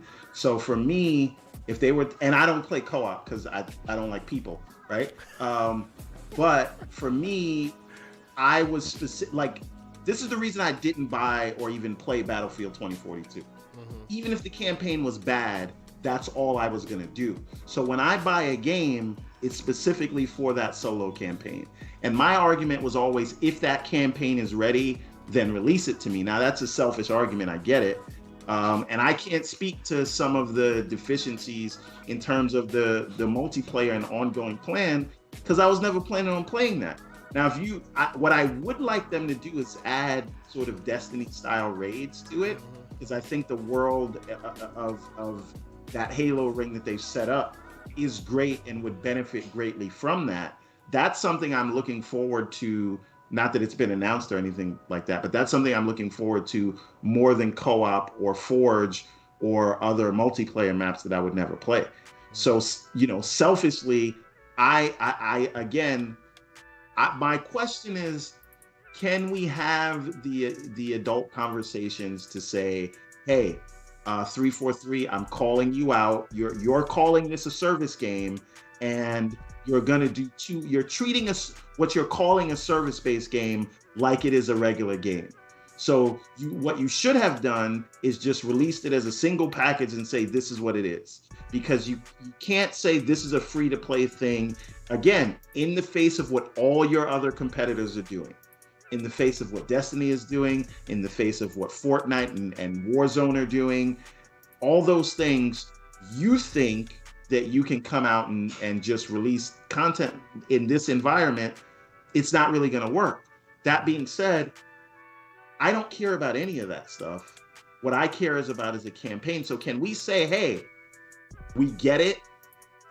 You need to fix these things. But if something is ready, put it out, right? And let's judge the thing you put out based on that. So I think they deserve whatever smoke they have for the multiplayer, right? Because they called it a service-based game. We didn't. So when you say service-based games, there are certain things that people come to expect with that. And I don't think they're hitting that mark. But again, if this whole thing, this is not just a gas, this is a whole platform they're trying to turn it to. If that campaign's ready now, that solo campaign, don't make me wait for it. I was never going to play multiplayer or co-op, right? I still have, you see, even if I did play multiplayer, I played against bots, right? This is why Slow-Mo keeps giving me all the whatever, because I'm not playing multiplayer, right? So I say, when do you look at it from a value point of view then? So for example, like the reason why I didn't recommend Halo to one of my guys is because it's $60 just for the campaign, which is short enough, and there isn't really much there. I think the open world is grand enough, and like when it comes to different things, I will tell them, well, it's not like you really have. I feel like it was lacking a lot of aspects, so I didn't connect to any character really. I thought it would have been cool if there was like other Spartans alive, and let's say I could meet up with them and then do missions with them, from a single. I mean, that's me maybe thinking a little bit outside the box there. I didn't vibe with the weapon per se, the new character. I didn't really vibe too much with the pilot. They had some good moments. So after all, like I'm telling him, if you play on Game Pass, it's great. It's dope. But if you're gonna go out and pay $60 for a single player campaign with no co-op, do you think you're getting the same value? But, or do you think let me push back on that a little bit, right? Because I've played a ton of I bought Ratchet and Clank for $70. Mm-hmm. I was done with that game in what, 10 hours? Yep. 12 hours? True. Right? There's no replay value there, but I feel like I got my money's worth, right? Because that experience of that 12 hours said to me that it was worth $70. So why does Halo, I mean, maybe it should because it's a zeitgeist game, right? And maybe it does deserve to have different sets of eyes on it, but there are a ton of, all you get is a story that lasts n number of hours, and it's a very linear experience that we've become accustomed to paying $70 for. So why? I just bought Resident Evil. That's another one. Resident Evil Village. There's no multiplayer there. You play that game. It's longer than 12 hours for sure, but when it's done, it's done. You experience that campaign. Ghost of Tsushima started off as a single player game. Like, I mean, obviously they knew it was going to be multiplayer, right? But they didn't add it at first because they knew it wasn't be done at that time. So they made you pay $70 for a single player game, and then they dropped the multiplayer on you as a surprise, even though we all knew they had multiplayer. It just wasn't ready at the time, right? So it is difficult to determine that the price of the game based on the offerings gathered. Like, look at Battlefield. You know, there are Battlefields that came out that people and Battlefield diehards would go, well, that game has always been multiplayer anyway. They didn't change the price. They just took away the single player from you. And by and large, people loved it. Now, the latest and greatest one was not great, right? But that's because of bugs and whatnot. But, you know. Slow-mo makes a good point here. If they had Forge from the beginning, the community could have supported this. And I do think that that's what will give the game a second life, because once people start creating those Forge maps, you know, that's really where the game is going to go and where it's going to live. It's going to be in the user created content. And I think that was their plan the whole time. Why it's not ready today? Yeah. Who the hell knows? That is definitely a black eye on them, for sure. But again, for me, and anything anybody has to say about multiplayer, I will not push back because I don't play multiplayer. But I will push back against the campaign, because I think what they released was worth my $60. Sure. And again, for what they did in terms of advancing while still being true to what Halo is, I think is similar to what we're seeing, at least from the talk that I see about Elden Ring. And I think I do commend them for what they've done with that campaign. I haven't had that much fun in a Halo campaign in over a decade. And I will give them all the credit for that. And to my mind, it's $60 well spent. And it is a good foundation that they've set to grow the campaign, not just the multiplayer. But again, they've done all of this to themselves because they called this a service-based game, and they are not treating it that way. And anyone who's used to that is seeing smaller companies with there are 800 developers at 343 right now. Right? So I was just with that in mind. With that in mind, let's ask the question that Pixel Beat G is asking right now. So question needs to be asked. What is 343 working on? With that many employees, with a game that just came out, with the bugs that were there, with the services that haven't been finished yet, with so many people, with so many hands that are in the pot at 343, the fact that it still has not been able to be released right now, what are they working on? That's an interesting question. Honestly, I think this is if those rumors are true, people call the development cycle 6 years, but was it? Yeah, right? it definitely wasn't 6 years. Right. They when you hear about like they started, yeah. Using one engine, and then they needed to change to another, and then you had all these problems, and there's all this technical debt, and then you add to the fact that they're trying to be perceived as a good employer, and how much are they dealing with crunch, and how much are they heavily relying on sort of vendors to help them with all this process. I think that the game, based on what they wanted to release, so I'll give you your roses, Slow-Mo. in terms of being a service game, I'm not talking about the campaign now, just talking about multiplayer. You know, they got to a place where after, you know, starting over development pipelines, maybe they were like, this game is not only is it not a year before we're done, maybe it's 2 or 3 years out when this game needs to come out, right? Because if they had to start over, right, and they did that midstream, maybe they only had 2 years of clear, focused work to get to where we are today, and it's going to take another 2 years to get to where they initially thought they were going to be. I don't know. Okay, Everborn. So, based on what you're saying here, and I appreciate where you're going with it, this leads me to my main conversation this week, which is what I wanted to discuss with you gentlemen, okay? And we will start with Halo, and you can bring in Elden Ring, you can bring in GT7, which has also been recently reviewed, you can bring in Forza, you can bring in Horizon Forbidden West, right?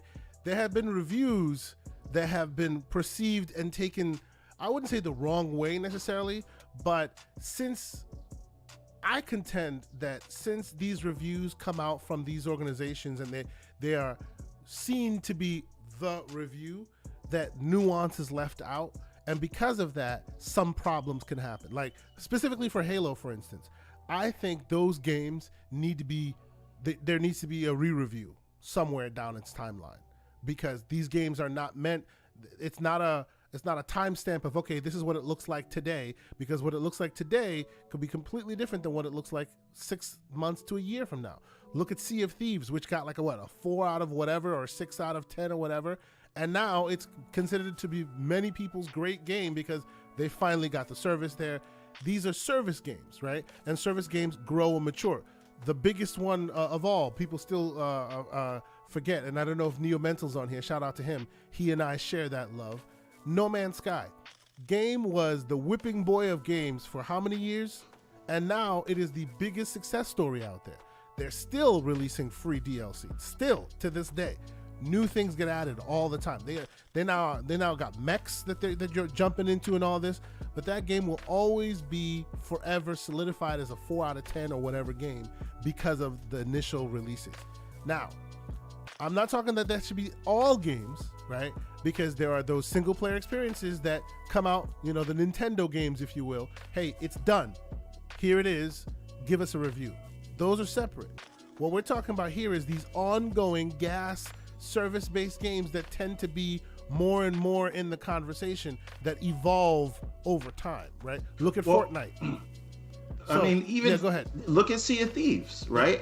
Honestly, I really feel like a lot of these service-based games, I think you can't judge them by what, again, this is not giving them a pass, right? Of course. But what I'm saying is, in terms of how we are looking at a game, if it's an ongoing game, I think you have to reevaluate what it is every year, right? Every year, if they launched at a 4, then okay, in 2020 or 2021, they're a 4, they're a 6.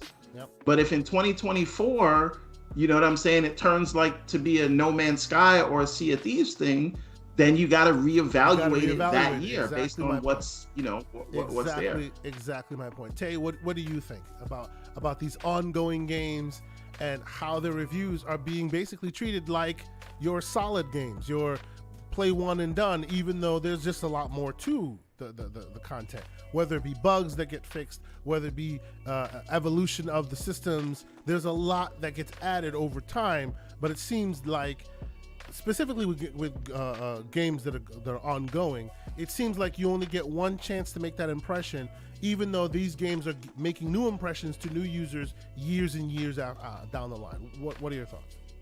Yeah, I think there needs to be some level of adaptation.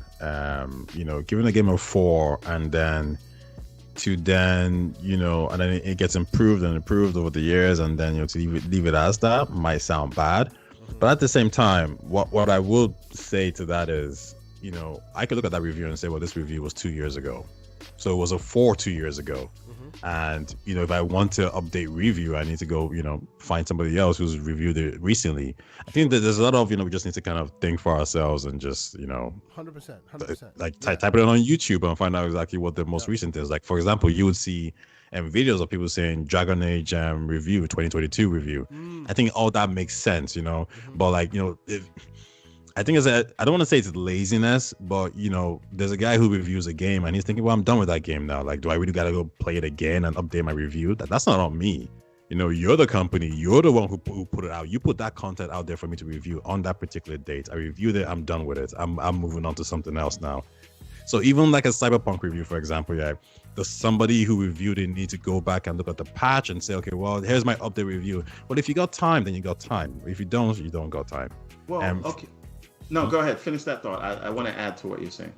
I was going to say, I'll make it real short. For the service-based games, once again, I feel, yes, you should. But if you don't, that's not really on you. Yeah, I mean, it's not really on you. If you don't want to do an update for 2022 and say, okay, well, now it has new content, it has new weapons, all that kind of stuff, grand. If you like No Man's Sky, if you want to buy No Man's Sky, don't look at a review that came out 4 years ago for the game. That just doesn't make sense to me. Look at what's happening right now. Look at 2022 and see what people are saying about the game. So I'm not putting the onus on somebody from 3 years ago to update their review. That's not really them. Like, if I was to make a YouTube video on that and it had 1 million views, do I need to make an update version and tell people like, okay, now it's a good game? Well, no, you can just go to another channel and then you can find that information out yourself. Yeah, I mean, I think we see it happen sometimes, right? We see that Final Fantasy XIV has big updates, and you'll see different Metacritic reviews for the updates, not necessarily the game itself.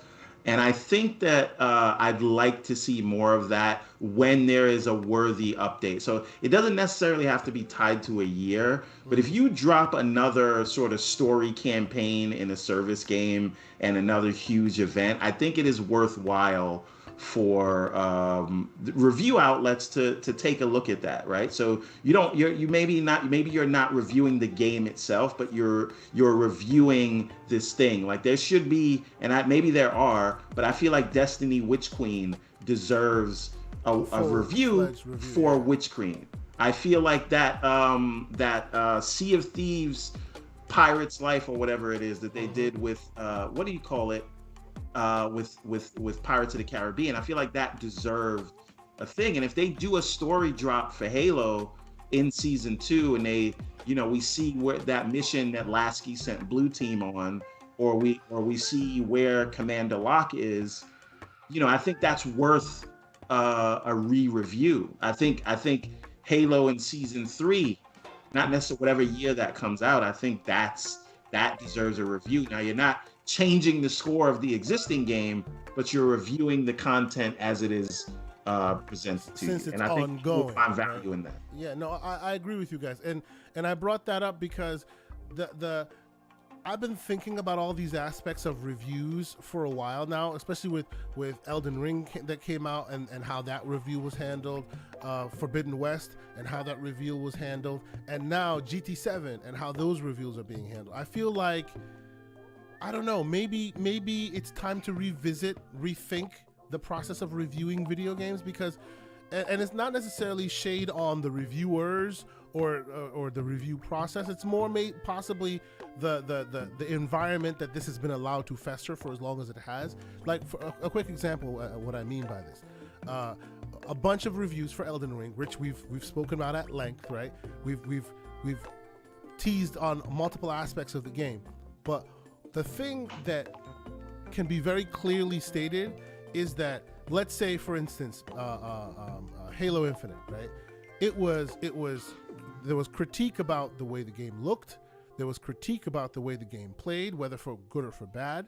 There was critique about missing features, right? There was critique about how how the game translated to PC versus console, right? But those same reviewers, and pluses, minuses based on what they saw, right? Which is valid. But those same reviewers, right? And by and large, it may not necessarily even be the same individuals, but because it's like IGN's review was this, or another team's review was that.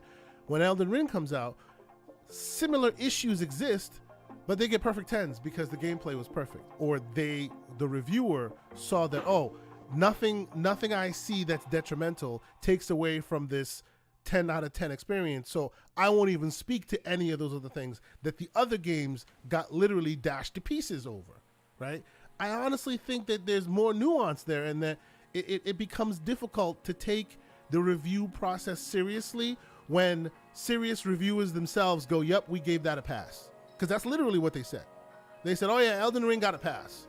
Even though it's broken, literally broken, in every platform. It's getting better, but no platform plays it at 60 frames easily. Unless you're playing a PS5 version, unless you're playing the PS4 version on a PS5. Even PCs, monster rigs everywhere, can't even hit 60. And PCs are known to hit 120 frames per second. No.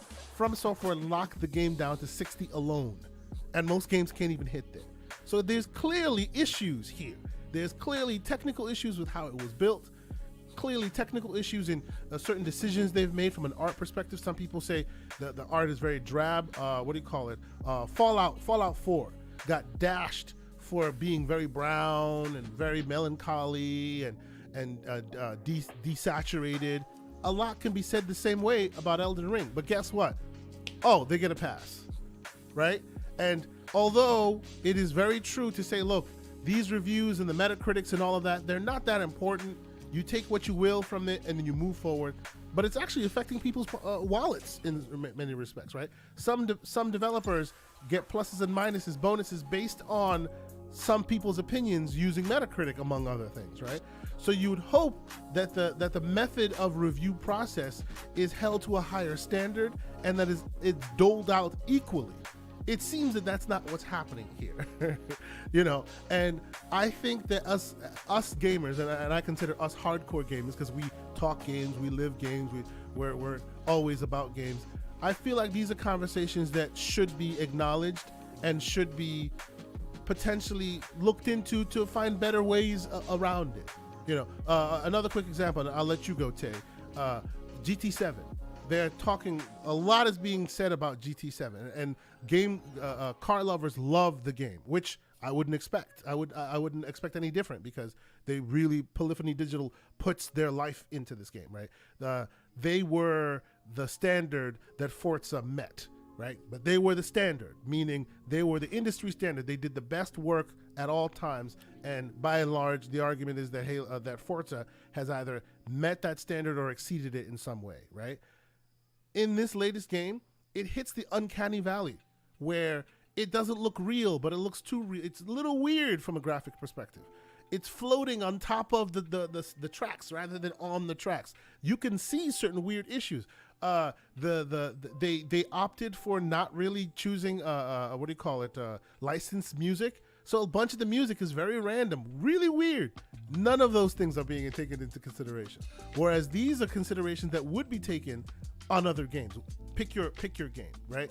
It just seems to me that this criteria that the reviewers want to be held as important and necessary are being used or dashed based on their whim.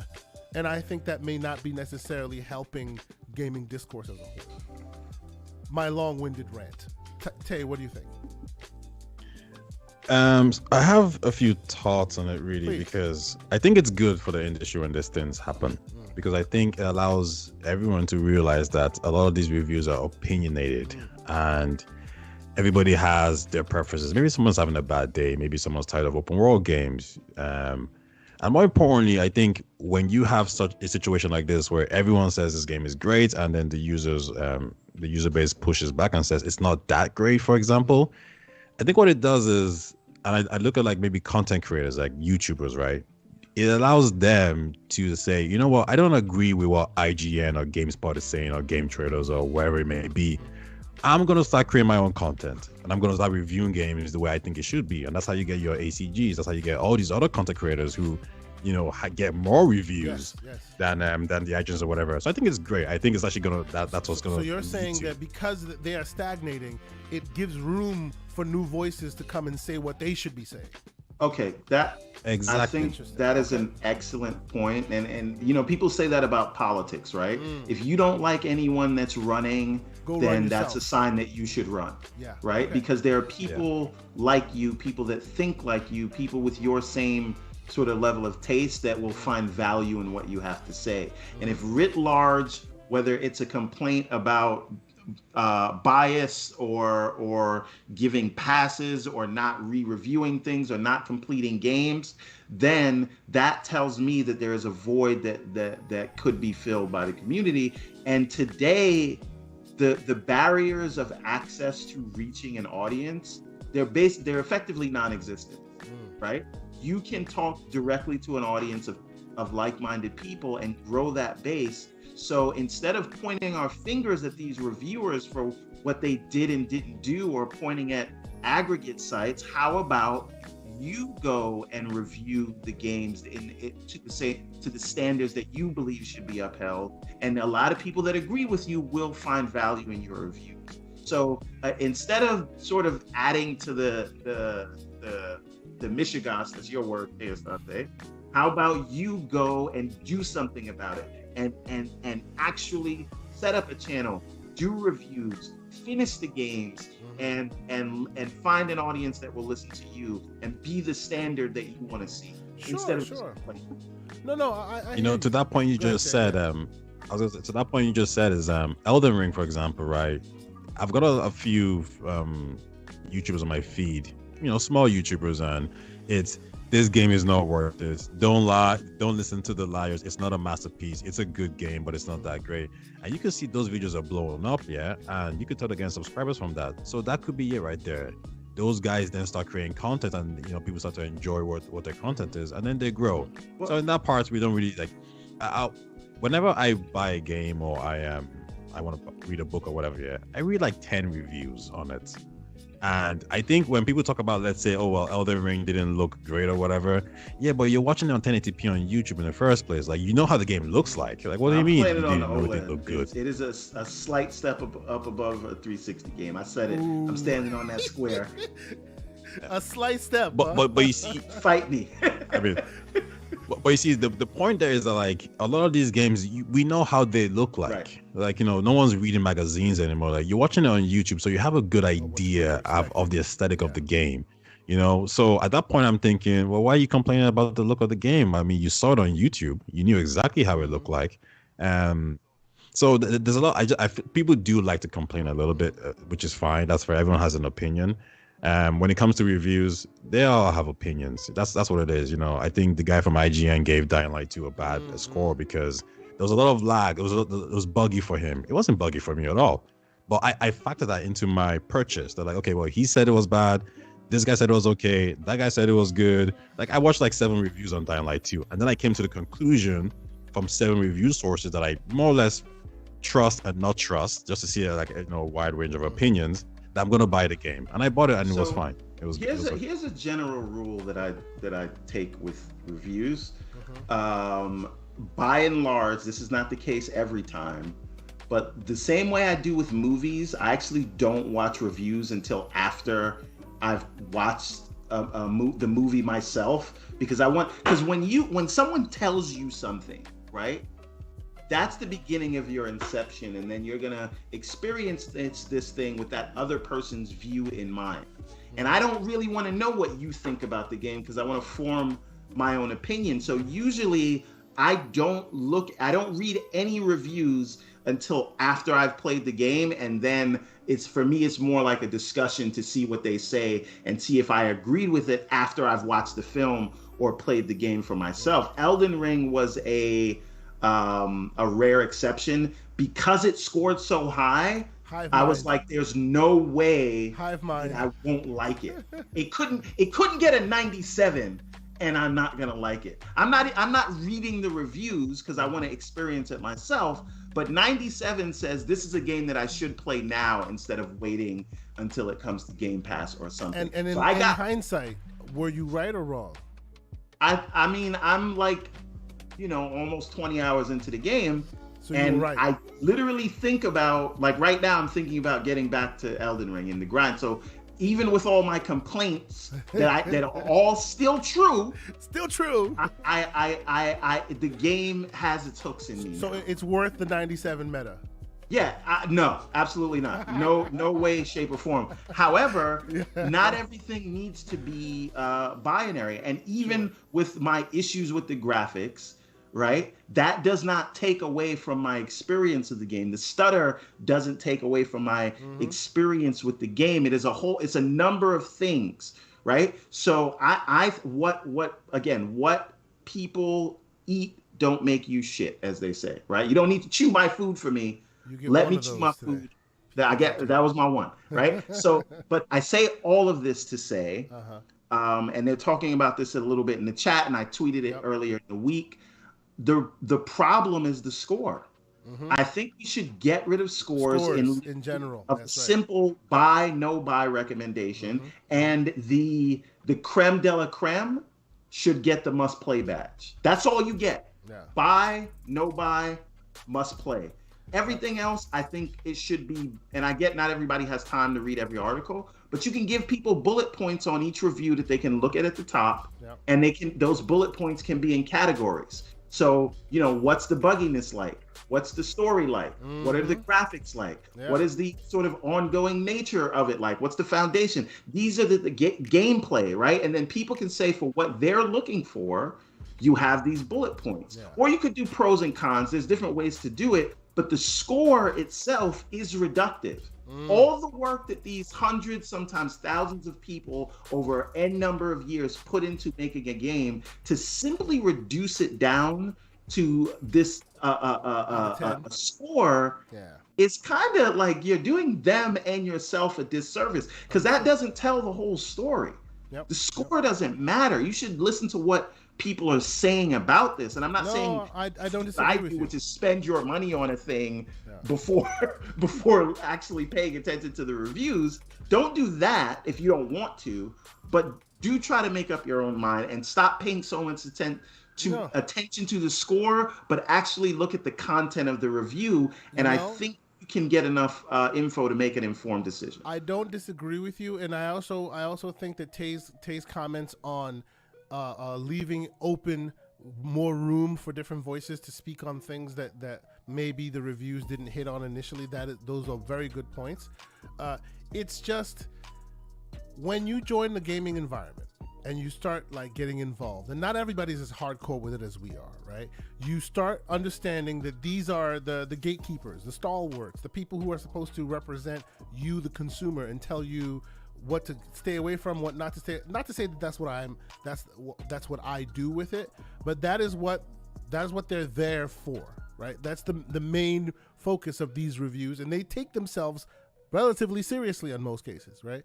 So I find it interesting that depending on the subject matter, or depending on the substance, some things are taken into actual consideration, whereas others are completely dashed. Like a quick example, for Horizon Forbidden West, okay? I'm 88 hours in. I love that game. I think I'm maybe one mission away from the end.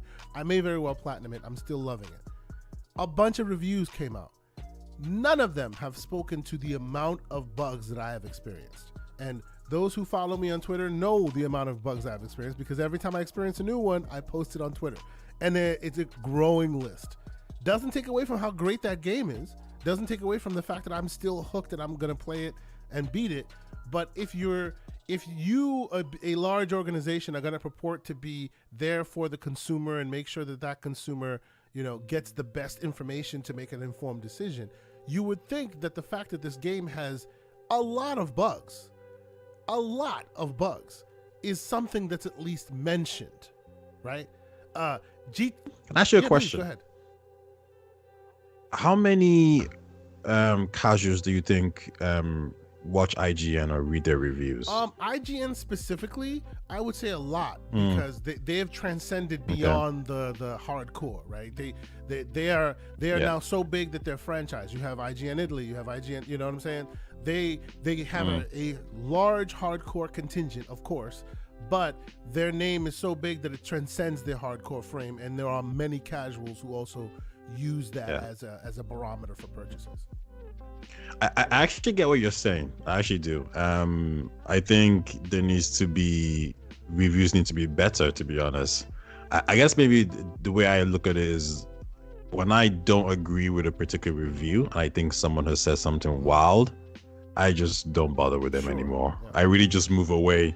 But I do understand that, like you said, they have some power. Yes. And I remember I was having this discussion with someone a while ago, and they can influence you to buy certain things. But I remember when I was younger, IGN was very big, like brand wise.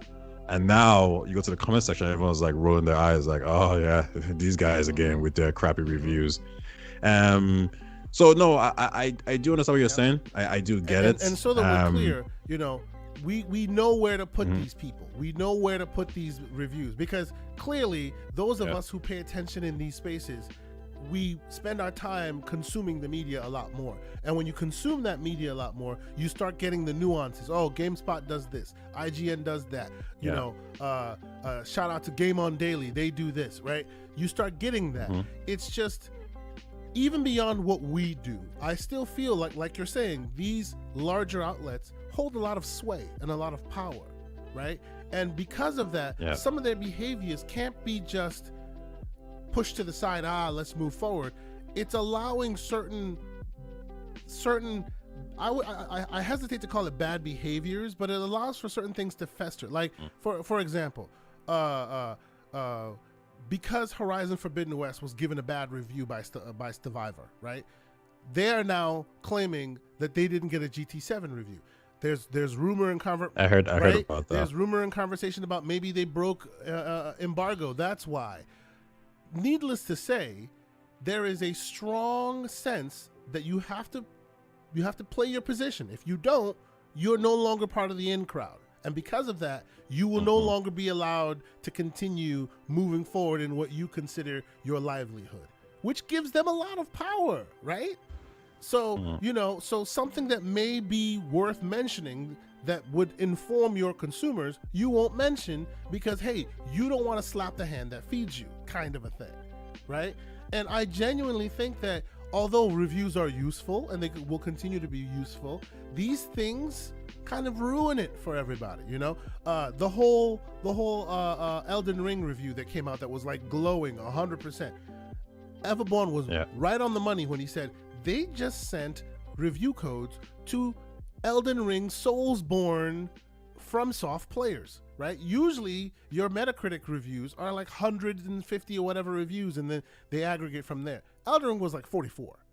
So only the ones who are specifically in that bag already got that code, right? And all of them go... You're saying the game in the system. Exactly. And all of them go glowing, right? And because of that, everyone's like, "Oh wow!" Like Everborn said, 97. This is the equivalent of them only giving review copies of Halo to people like me and Pixel.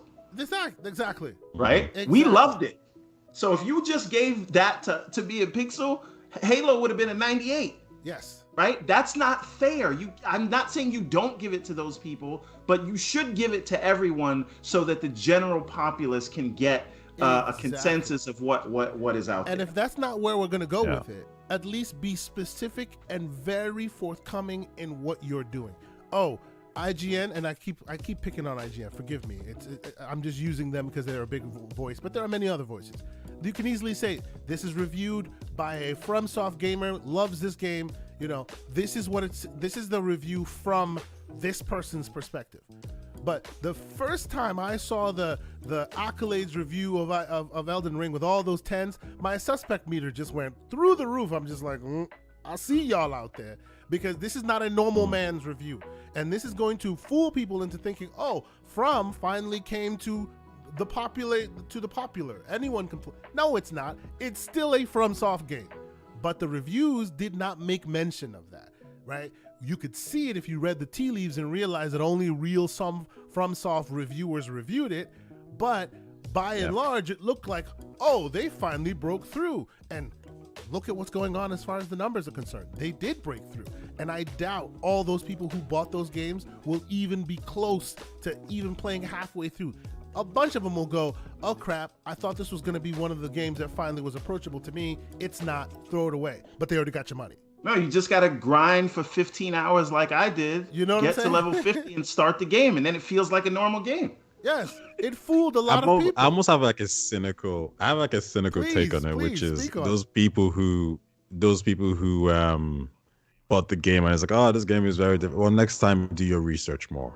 This is from software. Go read up a little bit more about the games. Like, don't focus on one review. I don't disagree with you on that. You know, like I did see a Reddit post, somebody saying like, oh wow, like all the reviews made it seem like this game was, you know, a great game, and I played it and it's not for me. It's like, well, if you actually read a lot of reviews, you would have known that in the first place. And now I hope in the future when you want to buy a game, you don't do that. It's the same thing with Cyberpunk as well, right?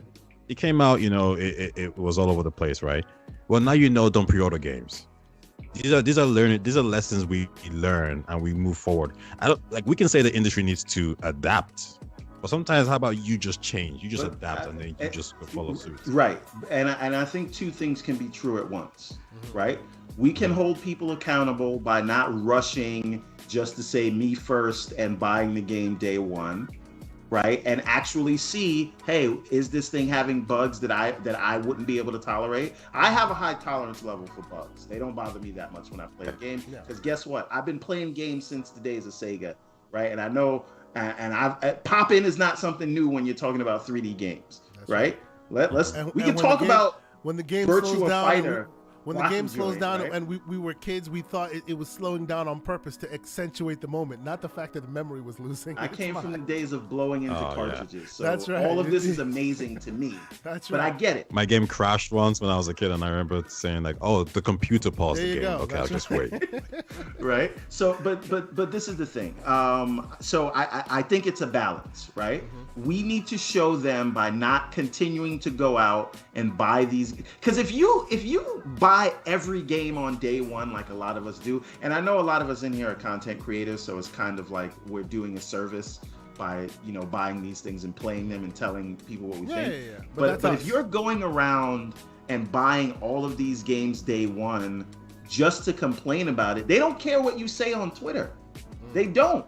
You bought the game, they got your money. That's right. So yeah. How about wait, don't play the game day one until you're comfortable with what you're seeing about it, and they will learn by, hey, we actually lost day one sales. We can't put this out in this state. But see, that's exactly my point. Because of the reviews and how it was perceived and how people jumped on it, now they've recognized the opposite. Hey, we gamed the system and it worked really well. It is in our best interest to obscure what this is like as much as possible so that everyone thinks it's glowing, and by the time maybe we'll lose 40% of the players, but hey, we got your cash already. It is what it is. It doesn't matter. Do you remember that saying, fool me once, shame on? Yes. But that's what it is. Like 36 times, right? Like, yeah, but at that point, whose fault is it? Exactly. Then? Right. You know, it can't be them. Like, you gotta look at ourselves and say, like, what's going on here? Bring this topic if Cyberpunk, right? This is why. If Cyberpunk messed you up before, and you go buy a CD Projekt Red game again, and you pre-order it, then at that point, it's not even their fault. It's your fault. Like, I don't know. I don't know why you buying it again. You deserve to get screwed. No, just wait a day or two. That's all you gotta do. Wait 1 day or two. You don't need to be the first one. People get the game in their hands and then make your decision then. And I'll say it right now. Like, I played Spider-Man 2018, God of War, Days Gone, and Horizon for the first time in 2021. All of those games, save for Horizon, because it just hasn't grabbed me yet, and I'm like 10 hours in. But all of those games are amazing, and I got no bugs.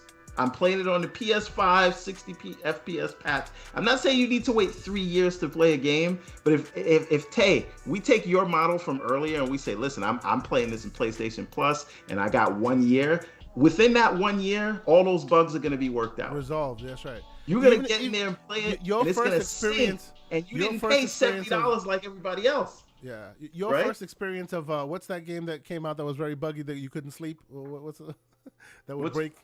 Returnal. Your first experience of Returnal now will be completely different than the experience of Returnal when you first started. That's what I'm not going back. They had a bunch of bugs, right? Is there a save? Can you save?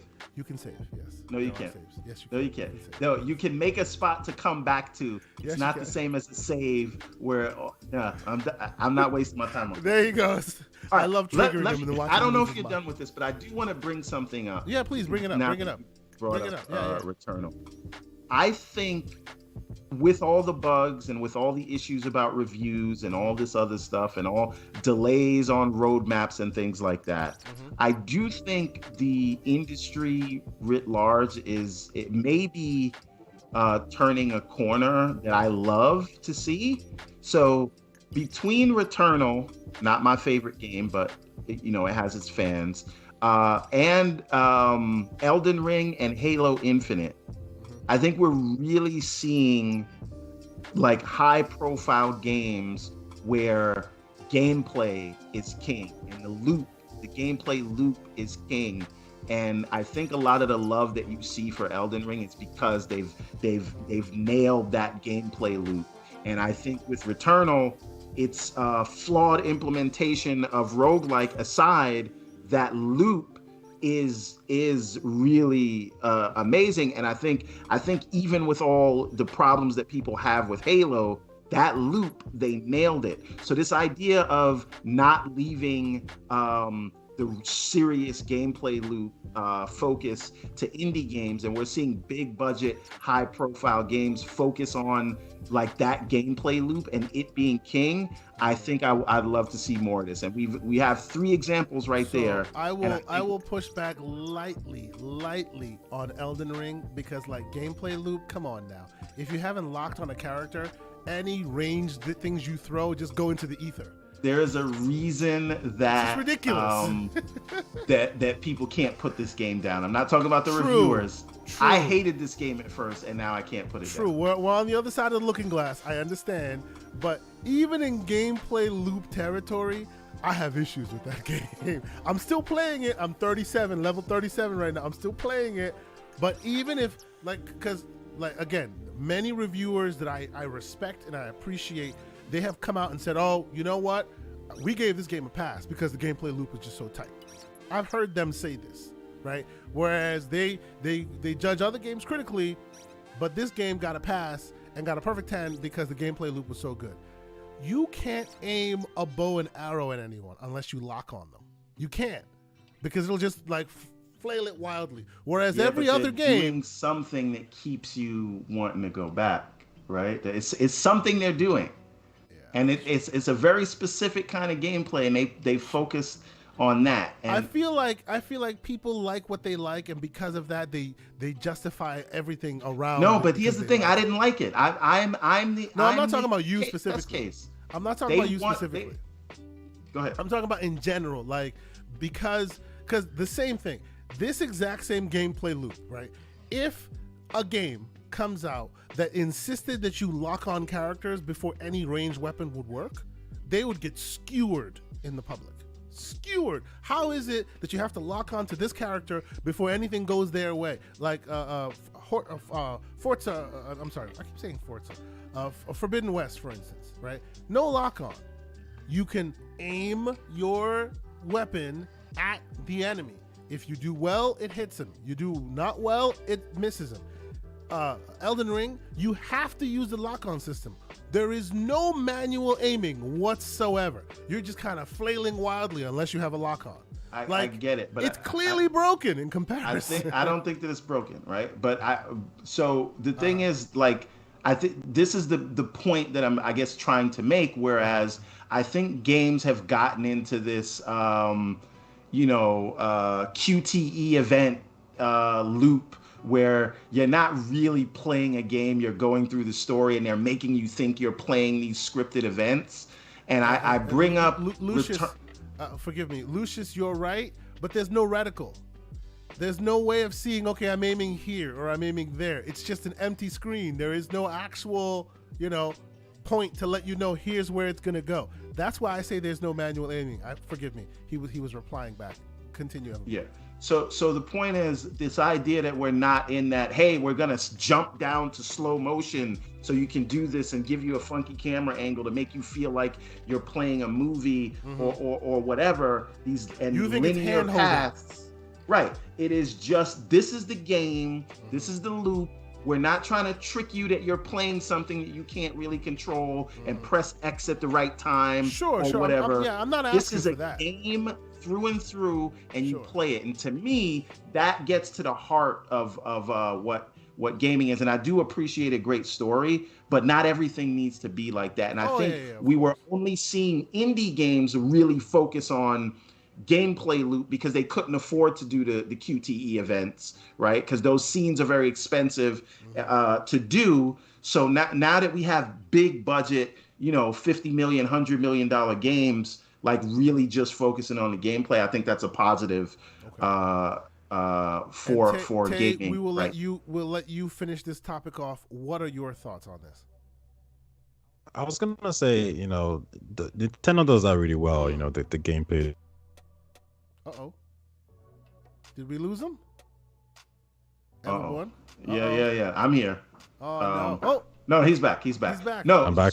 Sorry about that. Yeah, but I was saying all right. Nintendo does do that. They've always done that. Yeah. Yeah, they do that really well. And I remember playing Dying Light 1, and I played a few years after the game came out, and I remember I was just blown away. I really loved the game, but it was the gameplay that really got me. The story wasn't particularly amazing, but it was just the gameplay, right?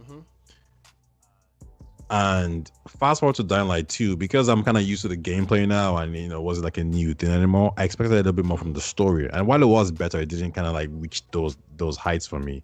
So yeah, I feel it's the gameplay element of things now. About Dying Light 1 it's gonna make you just to ask a question, because you've played both of them back to back.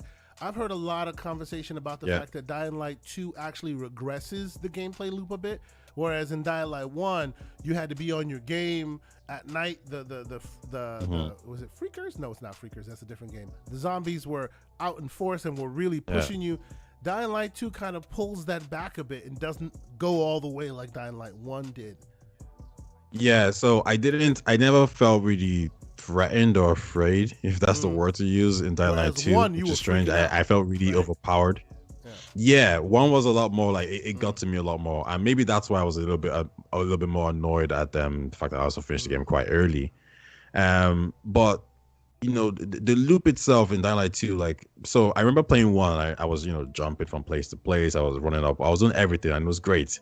In 2, it didn't really happen as much, so I felt like maybe the gameplay, as you said, did maybe regress a little bit, at least for me anyway. But it's to that point of, I think it's better that we focus on the gameplay element of things, as opposed to like all these little details. I played Xenoblade and I love that game so much. It's an amazing JRPG game, but they get a lot of things wrong in the game as well. But I never really talk about that because the gameplay and the story was just enough for me to kind of ignore these little minor bugs or quality of life improvements.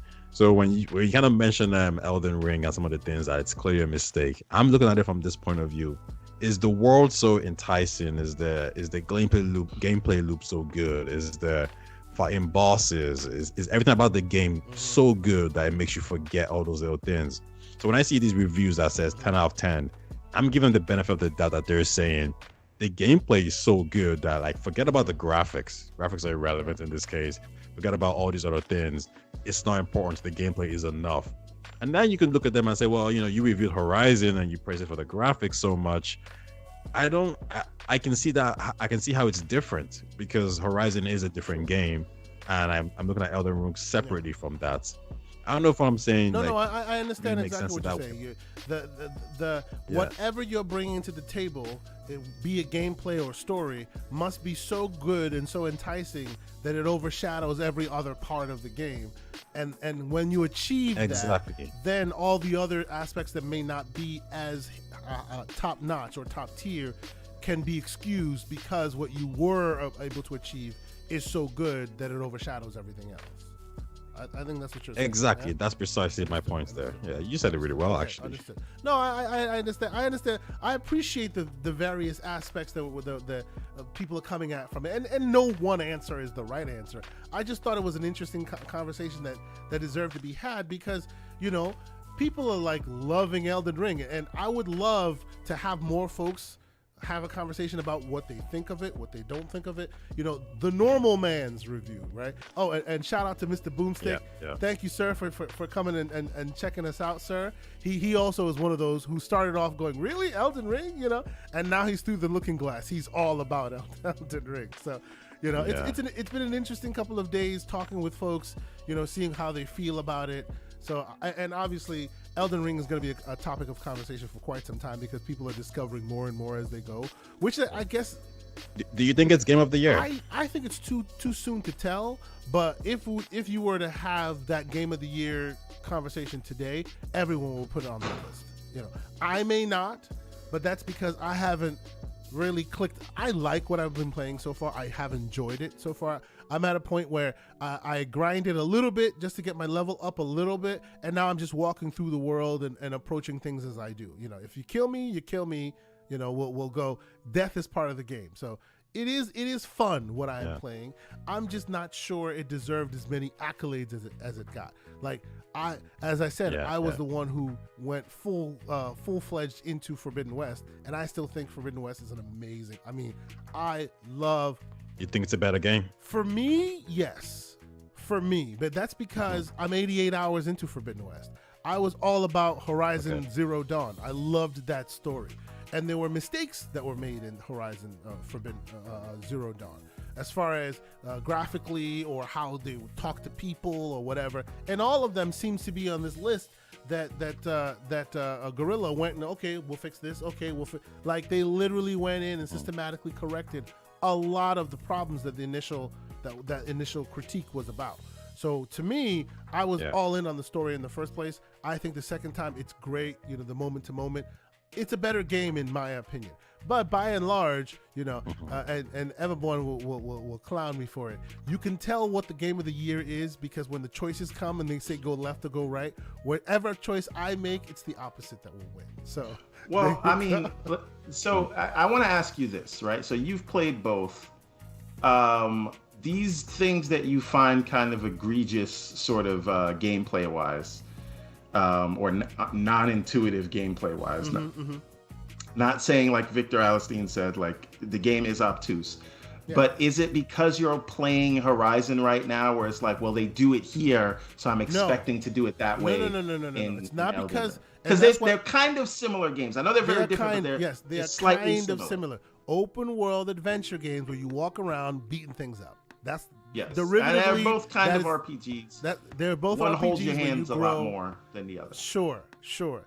But the reason why I frame my argument the way I do is because I don't use Horizon as my barometer. I use many of the games that have come before it.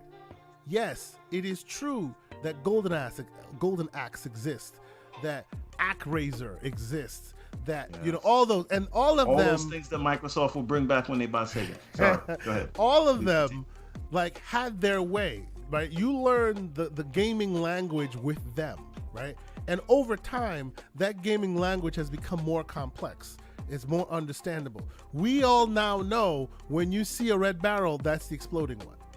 That is, I use that as my example, but that's the quintessential idea of gaming language. They don't have to tell you that, but you know that because you know the gaming language. It seems to me that From took that language and went, you know what? Everyone knows this. Let us teach them something new. And in doing so, some decisions they made were great and monumental, and others not so much, in my humble opinion. So here, my I guess issue, and I want to actually get back to the Game of the Year discussion after I say this. For me, I'm trying to figure out, because some of the issues that people have with Souls games are design mechanics from a long time ago that the industry has moved on from. Meaning, you do an attack, you're stuck in that attack until that slow animation completes. Finishes, right? And because in earlier days of game design, Like you didn't have the tools to sort of say, we're going to transition from this animation to that animation. So it's all state based and you have to be in this state. And it's not until the last frame of this state that you can move to the next thing. Those are things that used to constrain game development. They do not anymore. So instead of addressing those things, they've just kept them the same. And that is not necessarily saying, hey, this is what we are. That is just saying we didn't feel like fixing this, right? And is there a way to say, let's see? To me, it's what you're describing is kind of like Resident Evil keeping tank controls in Resident Evil. Yes.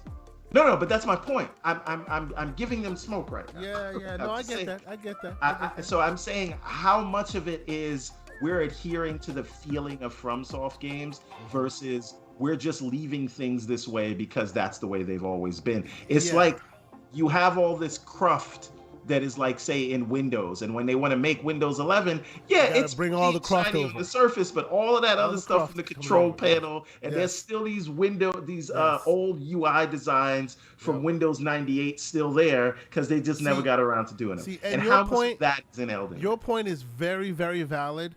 My issue is, in Windows, people point out the cruft and go, come on, guys, there's still cruft here. But on FromSoft games, they go, that's part of it. It's a feature, not a bug. Again, it's like using the puppets and animatronics in Star Wars. It's not necessary. But anyway, now to the Game of the Year discussion. I have a question. In the face of all the popularity that Elden Ring has now, right? And everything that we know that people will love about Ragnarok. And what we think, again, this is Bethesda proper, first new IP in 30 years, new engine, all those things. What we think will happen with Starfield, right? Maybe Breath of the Wild 2 comes out this year, though I doubt it, because, Nintendo's just going to Nintendo. But if it does, indeed, does this sort of technical masterpiece of a game, Horizon, does it even get nominated in the face of those other games? That's We're a good very question, early in the year, right? Very good question. This game can't seem to stop getting its lunch eaten. It's just ridiculous. Like remember that movie Life with Eddie Murphy and of course. Like Horizon is like Lawrence. can't get right. That's right. It always comes out, does great stuff, but then they go, well, Breath of the Wild ate your lunch. And then they do the same. And this time Elden Ring is eating its lunch. And I still contend that this is more than decent game. Like last week we talked about how they represented black people in this game. It is like noteworthy how well they represent people in general in this game. The level of fidelity they put on their faces, the way they move, they're hitting on a new level with this game. Bugs notwithstanding, hand holding notwithstanding. I get all that, but of course, being that this came out on a February, right, in the year of our Lord 2022, so many other games are going to eat its lunch. Primary example being FromSoft's Elden Ring. I hear you, Everborn. I don't think this game will be spoken about during Game of the Year time. And for me, that's a bit of a travesty. I think this game deserves some respect, personally. I think it's a victim of its the year it came out in. Elden Ring is gonna likely be Game of the Year, and I would also imagine the only games that's gonna probably stop it. I don't think Ragnarok is gonna stop it, as good as that game might be. I think when you look at God of War Ragnarok, it's gonna be more of the same, except better, and I think that's not enough. I think you need to do something. You need to go a bit more beyond, and I think that's where Starfield probably comes in. I think if Starfield captures that Skyrim feeling you had when you played the first Skyrim game, everybody can get in kind of vibe, that might take it. Yeah, that kind of. I think Starfield probably is the only game that's probably going to take down Elden Ring. If Horizon does, one argument you could actually make is that because it's so early in the year, as it gets towards the end of the year, you might get a chance to step back and look at it. So maybe these reviewers who are just maybe crazy about Elden Ring and overhyped it for whatever reason, they might look back and say, you know what, that was a bit of hype. That game isn't really a 10. It's more of a 9. And I think that's where maybe Horizon can start to like creep in, you know, when people start to like look at these games again. But I would be surprised if Horizon takes it. Not because I think it's a bad game. Because Elden Ring took up all the attention in the room, basically. Yeah, and we again, Elden Ring and Star. We also have to take into account recency bias, right? Right now, because it just came out, Elden Ring is the greatest game ever created. But will it be 2 months from now? Well, right? See, you know what? I'll stack a little something on Elden Ring's side, though.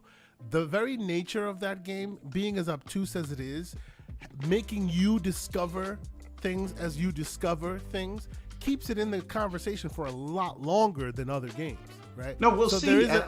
There is a world where, because people are still discovering things in that game, 100 hours played later and they're still in that game, I think that will lend it towards, hey, 6 months down the line, people are still discovering new things, and that keeps it in the conversation. Whereas your Forbidden West, it doles it out like it doles it out, and as great as it is, when it's done, it's done. You know, that might be a reason for why it's still relevant. I guess what I'm saying with Elden Ring is, I remember last year, the absolute talk of the town was Hitman 3. And by the time we got to November, even though it was sort of universally praised, you know, where was that in the conversation for Game of the Year? Neo Mental says it's nice that black people can have perms in the dystopian future. Hey man, it's a luxury. Seriously, I will give you that. Man, the perms are on display in Forbidden West. It's just nuts. But okay, continue. Yeah. So again, could Elden Ring be one of those zeitgeist of the moment, Hitman 3 kind of games? So I just got an update. So I'm sorry, I hate to interrupt. I got an update. Again. You know what I just got? Okay. My X screen just showed up. Oh yeah, baby. I'm sorry. Xbox X screen. You know, little laptop. Please continue. Commercial aside. Yes. No. I'm just saying in terms of how the conversation goes, there is something to be accounted for, that games that come out later in the year, closer to award season, get more conversation. Considered. And I know Elden Ring is like huge, but will it continue to be huge 10 months from now?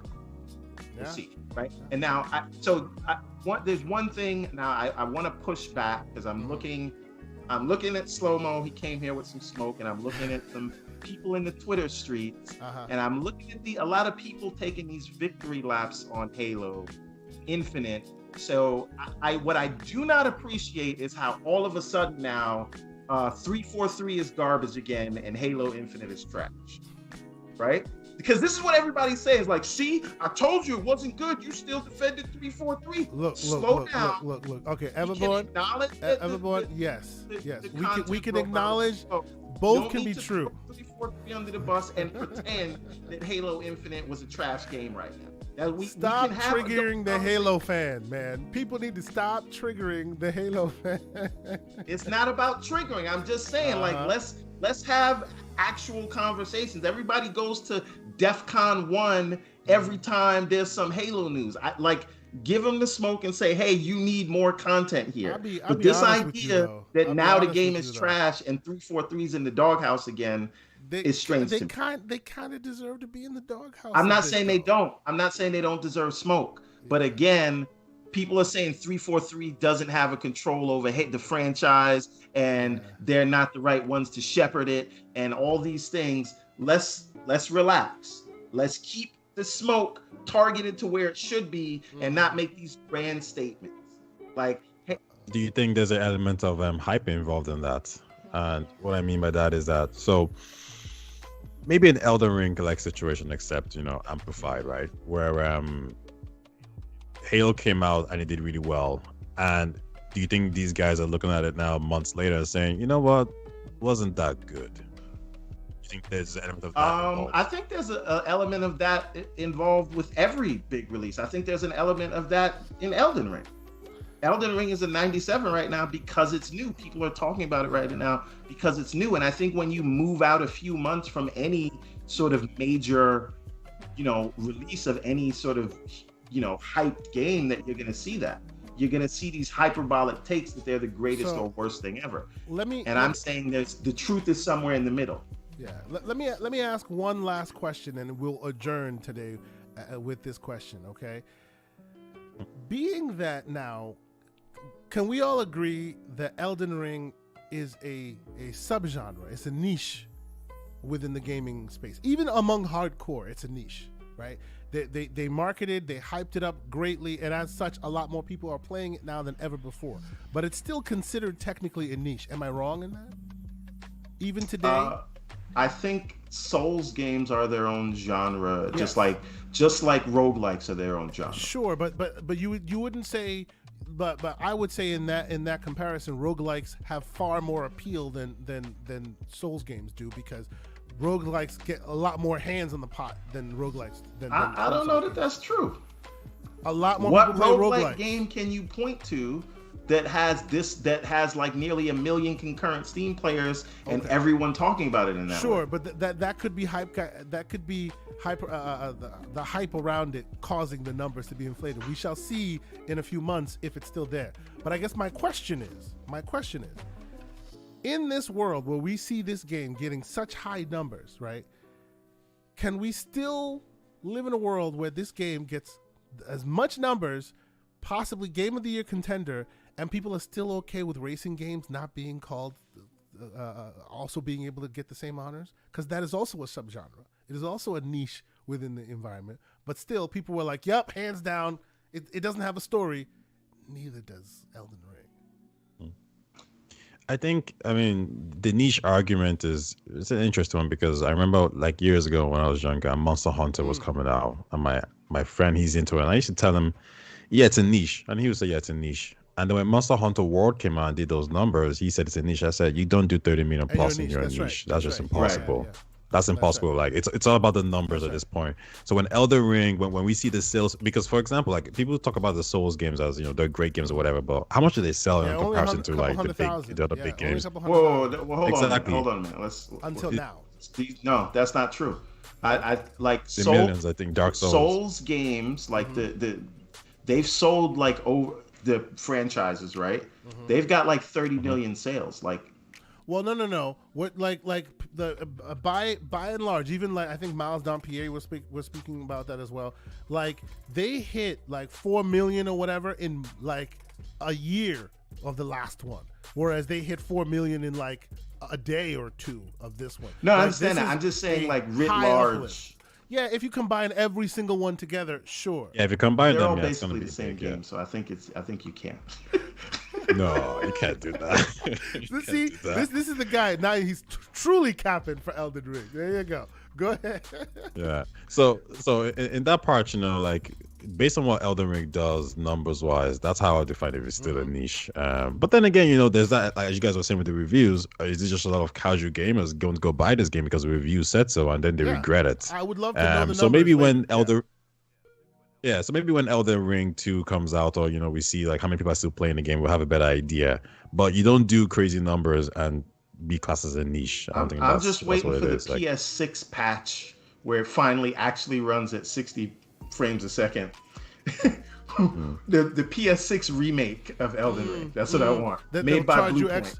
That they'll charge you extra money for just to get it to run at the frame rate it should have run in the first place. But that's neither here nor there. We'll leave the conversation there. No, but that's what I'm saying. Not even a patch. I want the Bluepoint remake of Elden Ring only at the launch of the PS6. Can make it stable. Yes. I'm interested to hear and see what it looks like in the Elden Ring universe 5 months from now, when patches have been installed, when on PC side the community has solved the 60 lock frame rate, because they will unlock it eventually. It'll be good. I'm solely against this game because it doesn't do ultra wide. What the hell's wrong with you? What about the 0.5K textures? When are they gonna solve that? But it's not about the quality of the graphics. It's always about gameplay. So hey, what are we gonna do?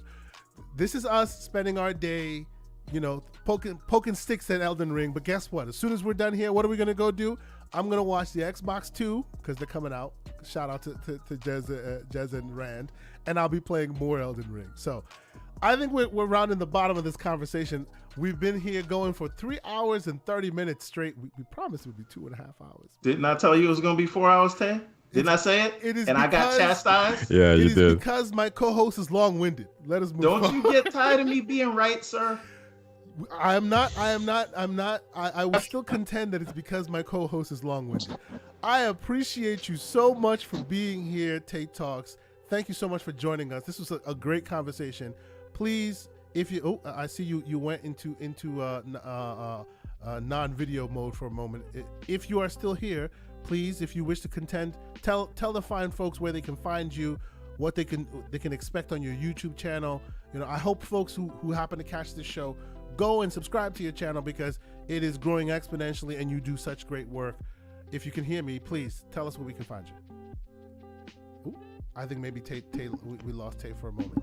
Can you hear me? Oh, there he is. He's back. Yes. Please. Just a bit of connection issues. No worries.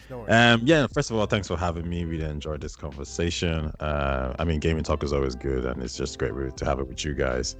If you guys want to find me, my YouTube channel is TayTalks, TayTalks. Content-wise, we mainly do, I guess you could say, Mass Effects, but also any videos on RPG kind of like content. I also do essay analysis on the video game industry. Primarily really focus on your analysis and your essays are very, very, very well thought out. Before you complete this sentence, is it TayTalks or Taye? TayTalks. See, I've been calling you Tay this whole time. Everyone's been saying TayTalks. I go by a couple of different names, but like Taye will be even Tay is like pretty much what most people call it. Okay, there you go. Now you know better. Please continue.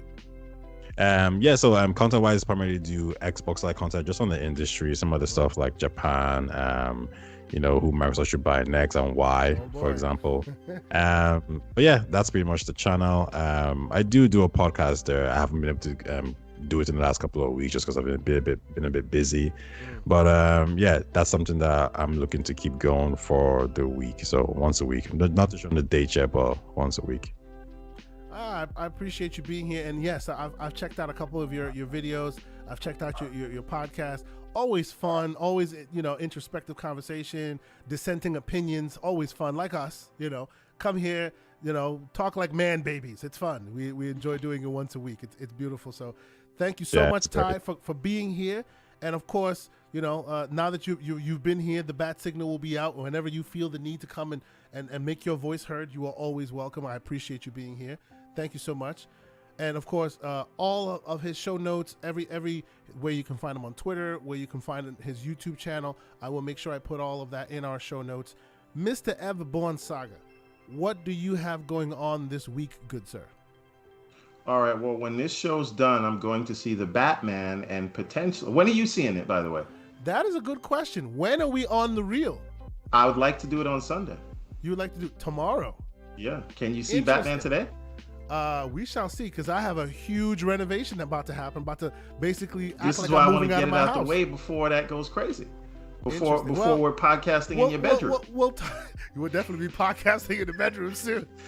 I feel like there should be a pause there, but we'll let the audience decide. Yeah. All right. But no. Going to see it today. I want to bring On the Reel back tomorrow for some spoiler talk on the Batman. Yeah, I've been avoiding spoilers left and right. There's so many explainer videos. I'm like, no, So the thumbnails are gonna spoil it. Like, even if you don't watch the videos, it's the thumbnails. So far, I've been good. So maybe that is definitely what I need to do. All right.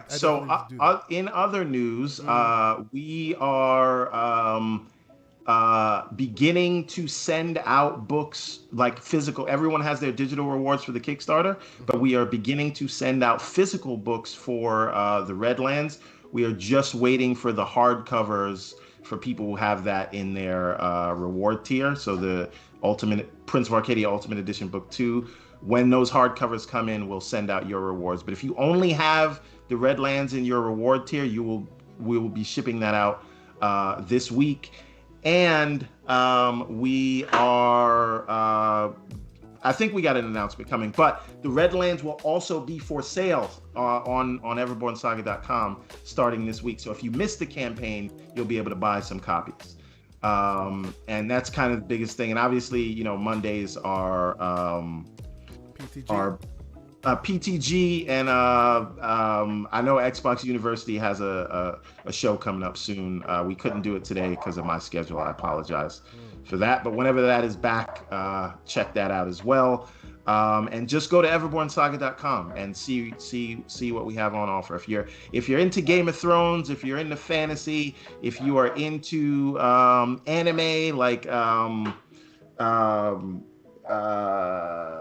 I can't think of it right now, but Arcane. Yeah, Arcane. If you're into Arcane, it's that kind of thing. So